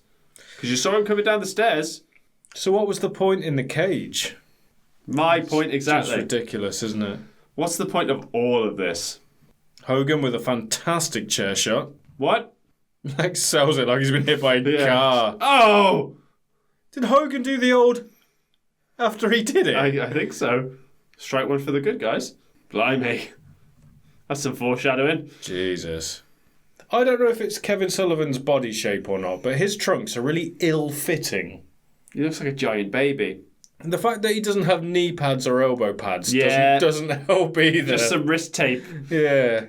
But he was serviceable in the ring, I think.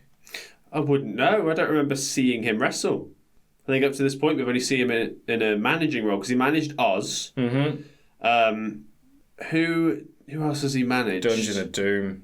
He was on Great American Bash 3 times, I think. Oh, yeah. His name appears on the card, but he doesn't come out. Yeah. And I can't remember who it was with. Oz was one of them. Yeah, Oz, because he comes out, because he's the wizard, isn't he? I can't remember what else was on there. It wasn't Volkov. No, I can't remember either.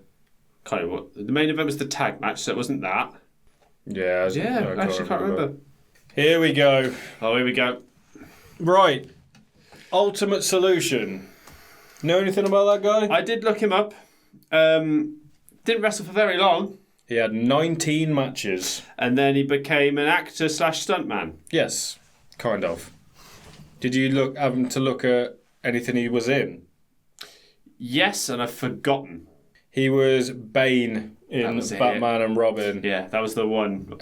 He was also in The Mask. Oh, okay. Have you seen The Mask? Not for a very long time. Do you remember the bad guy, Mm-hmm. Dorian, when he puts the mask on and he becomes that sort of big mutant guy? That's him. Okay, that's pretty cool. That's him. Yeah, 400 pounds apparently he is. I mean, look at the size of Yeah. him. But he wrestled under Jeep Swenson. He had 19 matches. Jeep Swenson. Jeep Swenson. This is his last ever match. He died less than a year after this of a heart attack. I mean, he's roided to the gills, look. Yeah. There is a story, apparently at his funeral, they measured his arms one last time. So, fair enough. That's there. Think about that. So now we are back in the silhouette cage where you can't fucking see anything. It is Hogan, Savage, Gangster and Solution. Little fun fact as well. Well, it's not fun at all. Stupid thing to say. It's a fact. They originally built him as the final solution. Okay. And then obviously the network quite rightly said, absolutely not. So they changed it to the ultimate solution. Okay. And they sort of said like, well, no, because it's, it's the final part of the match.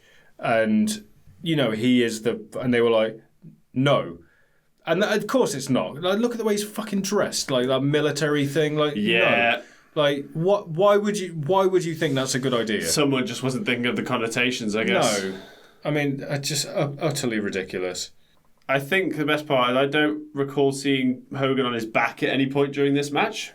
Yeah, Solution doesn't sell very well, does he? Like Hulk clubs him in the chest, and he goes, "Oh," and he takes like half a second to respond. So it's. Oh. I mean, you see what I mean about work rate? Yeah. No, it's not very exciting at all, is it? Like a Buick. Oh, no. It's a no-holds-barred rematch. Hogan and Z Gangster. He's watching Hogan with one eye and everyone else with the other. Because he's got the lazy eye. Oh, yeah. Oh, I got it. There you go. Hogan's on his back, finally. Yeah, why are you not counting that? I think his shoulder is up. Oh, God. Ooh. He had him, like, by the trousers as well. Like, they would have properly ridden. Oh, man. Where do wrestlers grab them? You just grab them by the crotch, don't you? You just fucking do it. Well, it depends on the move you're doing, because that was a scoop slam, wasn't it? No, he had him in, like, a gorilla press. I think, like, basically the collarbones, and then essentially the pubic bone, I think. Yeah. Because I think that if you're doing it, there must be a sort of agreement where it's like, I'm going to touch your cock. Like when we do it, there's no other way around it. You've seen some pins. There's cocks in places you don't need cocks, but you got to be professional about it. Well, it depends who you are. Any you want to bring to light? Nope. See, now we have Flair and Arn, and Arn's got... Where the fuck have you been? Arn's finally got out of his pyjamas, look. Oh, he went to get changed. That makes sense. I reckon he went to the back. Yeah. And Bischoff's like, what are you doing? Take that off now. Sorry, fucking... Ted Turner's like, I'm paying you, so... Oh, right, fine. And Flair... take your fucking sweatpants off. Flair, what the fuck are you doing back here as well? Oh, good. Jimmy Hart. Oh, have you not heard the best line from the whole pay-per-view that happens around now? What's that? I'm not sure who says what, but I was going to say it line by line. I can hear that woman screaming all the way from over here. That's Jimmy Hart. Good stuff. Fucking hell, Savage. He threw himself into that cage. I imagine they're probably very aware that the crowd are just going... I think it's also because the cage has quite a lot of give. I don't think it would hurt as much. No, it wouldn't at all. You just got to hope it didn't collapse. Tony sounds fucking exhausted. He's had enough. Savage dives with a powder look. Oh. Is he sniffing it? Yes. Hogan's like, come out of his mouth. Hogan's like, camera. Oh, shit. Billy Man gives Hogan and Savage frying pans. And fucking hell do they dent them. Look at the state of the frying pans in a moment. And how dented they are. It's just... Bop, on everyone's bop. heads. Hogan's, the one on handles come off his. Yep. That's how hard he's been hit. Look at this fucking dent on that thing. Why is Heenan going on about a chainsaw? Stop going on about chainsaws! Big Josh isn't here. He'd bring bears with him. I forgot about that. I just remember having really short matches. Fucking yeah. Big Josh. Oh my God, I've just remembered what happens. I forgot. I don't know what this is. This is ridiculous is what it is. Ready? He goes, Oh, yeah. So Luger goes to hit Savage, who's being held by Flair. Savage ducks, and Luger hesitates, so he goes, oh, well. Oh, it's so bad, isn't it? I don't know what the glove's supposed to do. Was it lead or something? Hogan's like, pin, and Savage has to run back in and do the pin. So Savage pins Flair, the world champion. Out of the 8 people in that match, he pins the world champion. Why? That all feeds into my theory.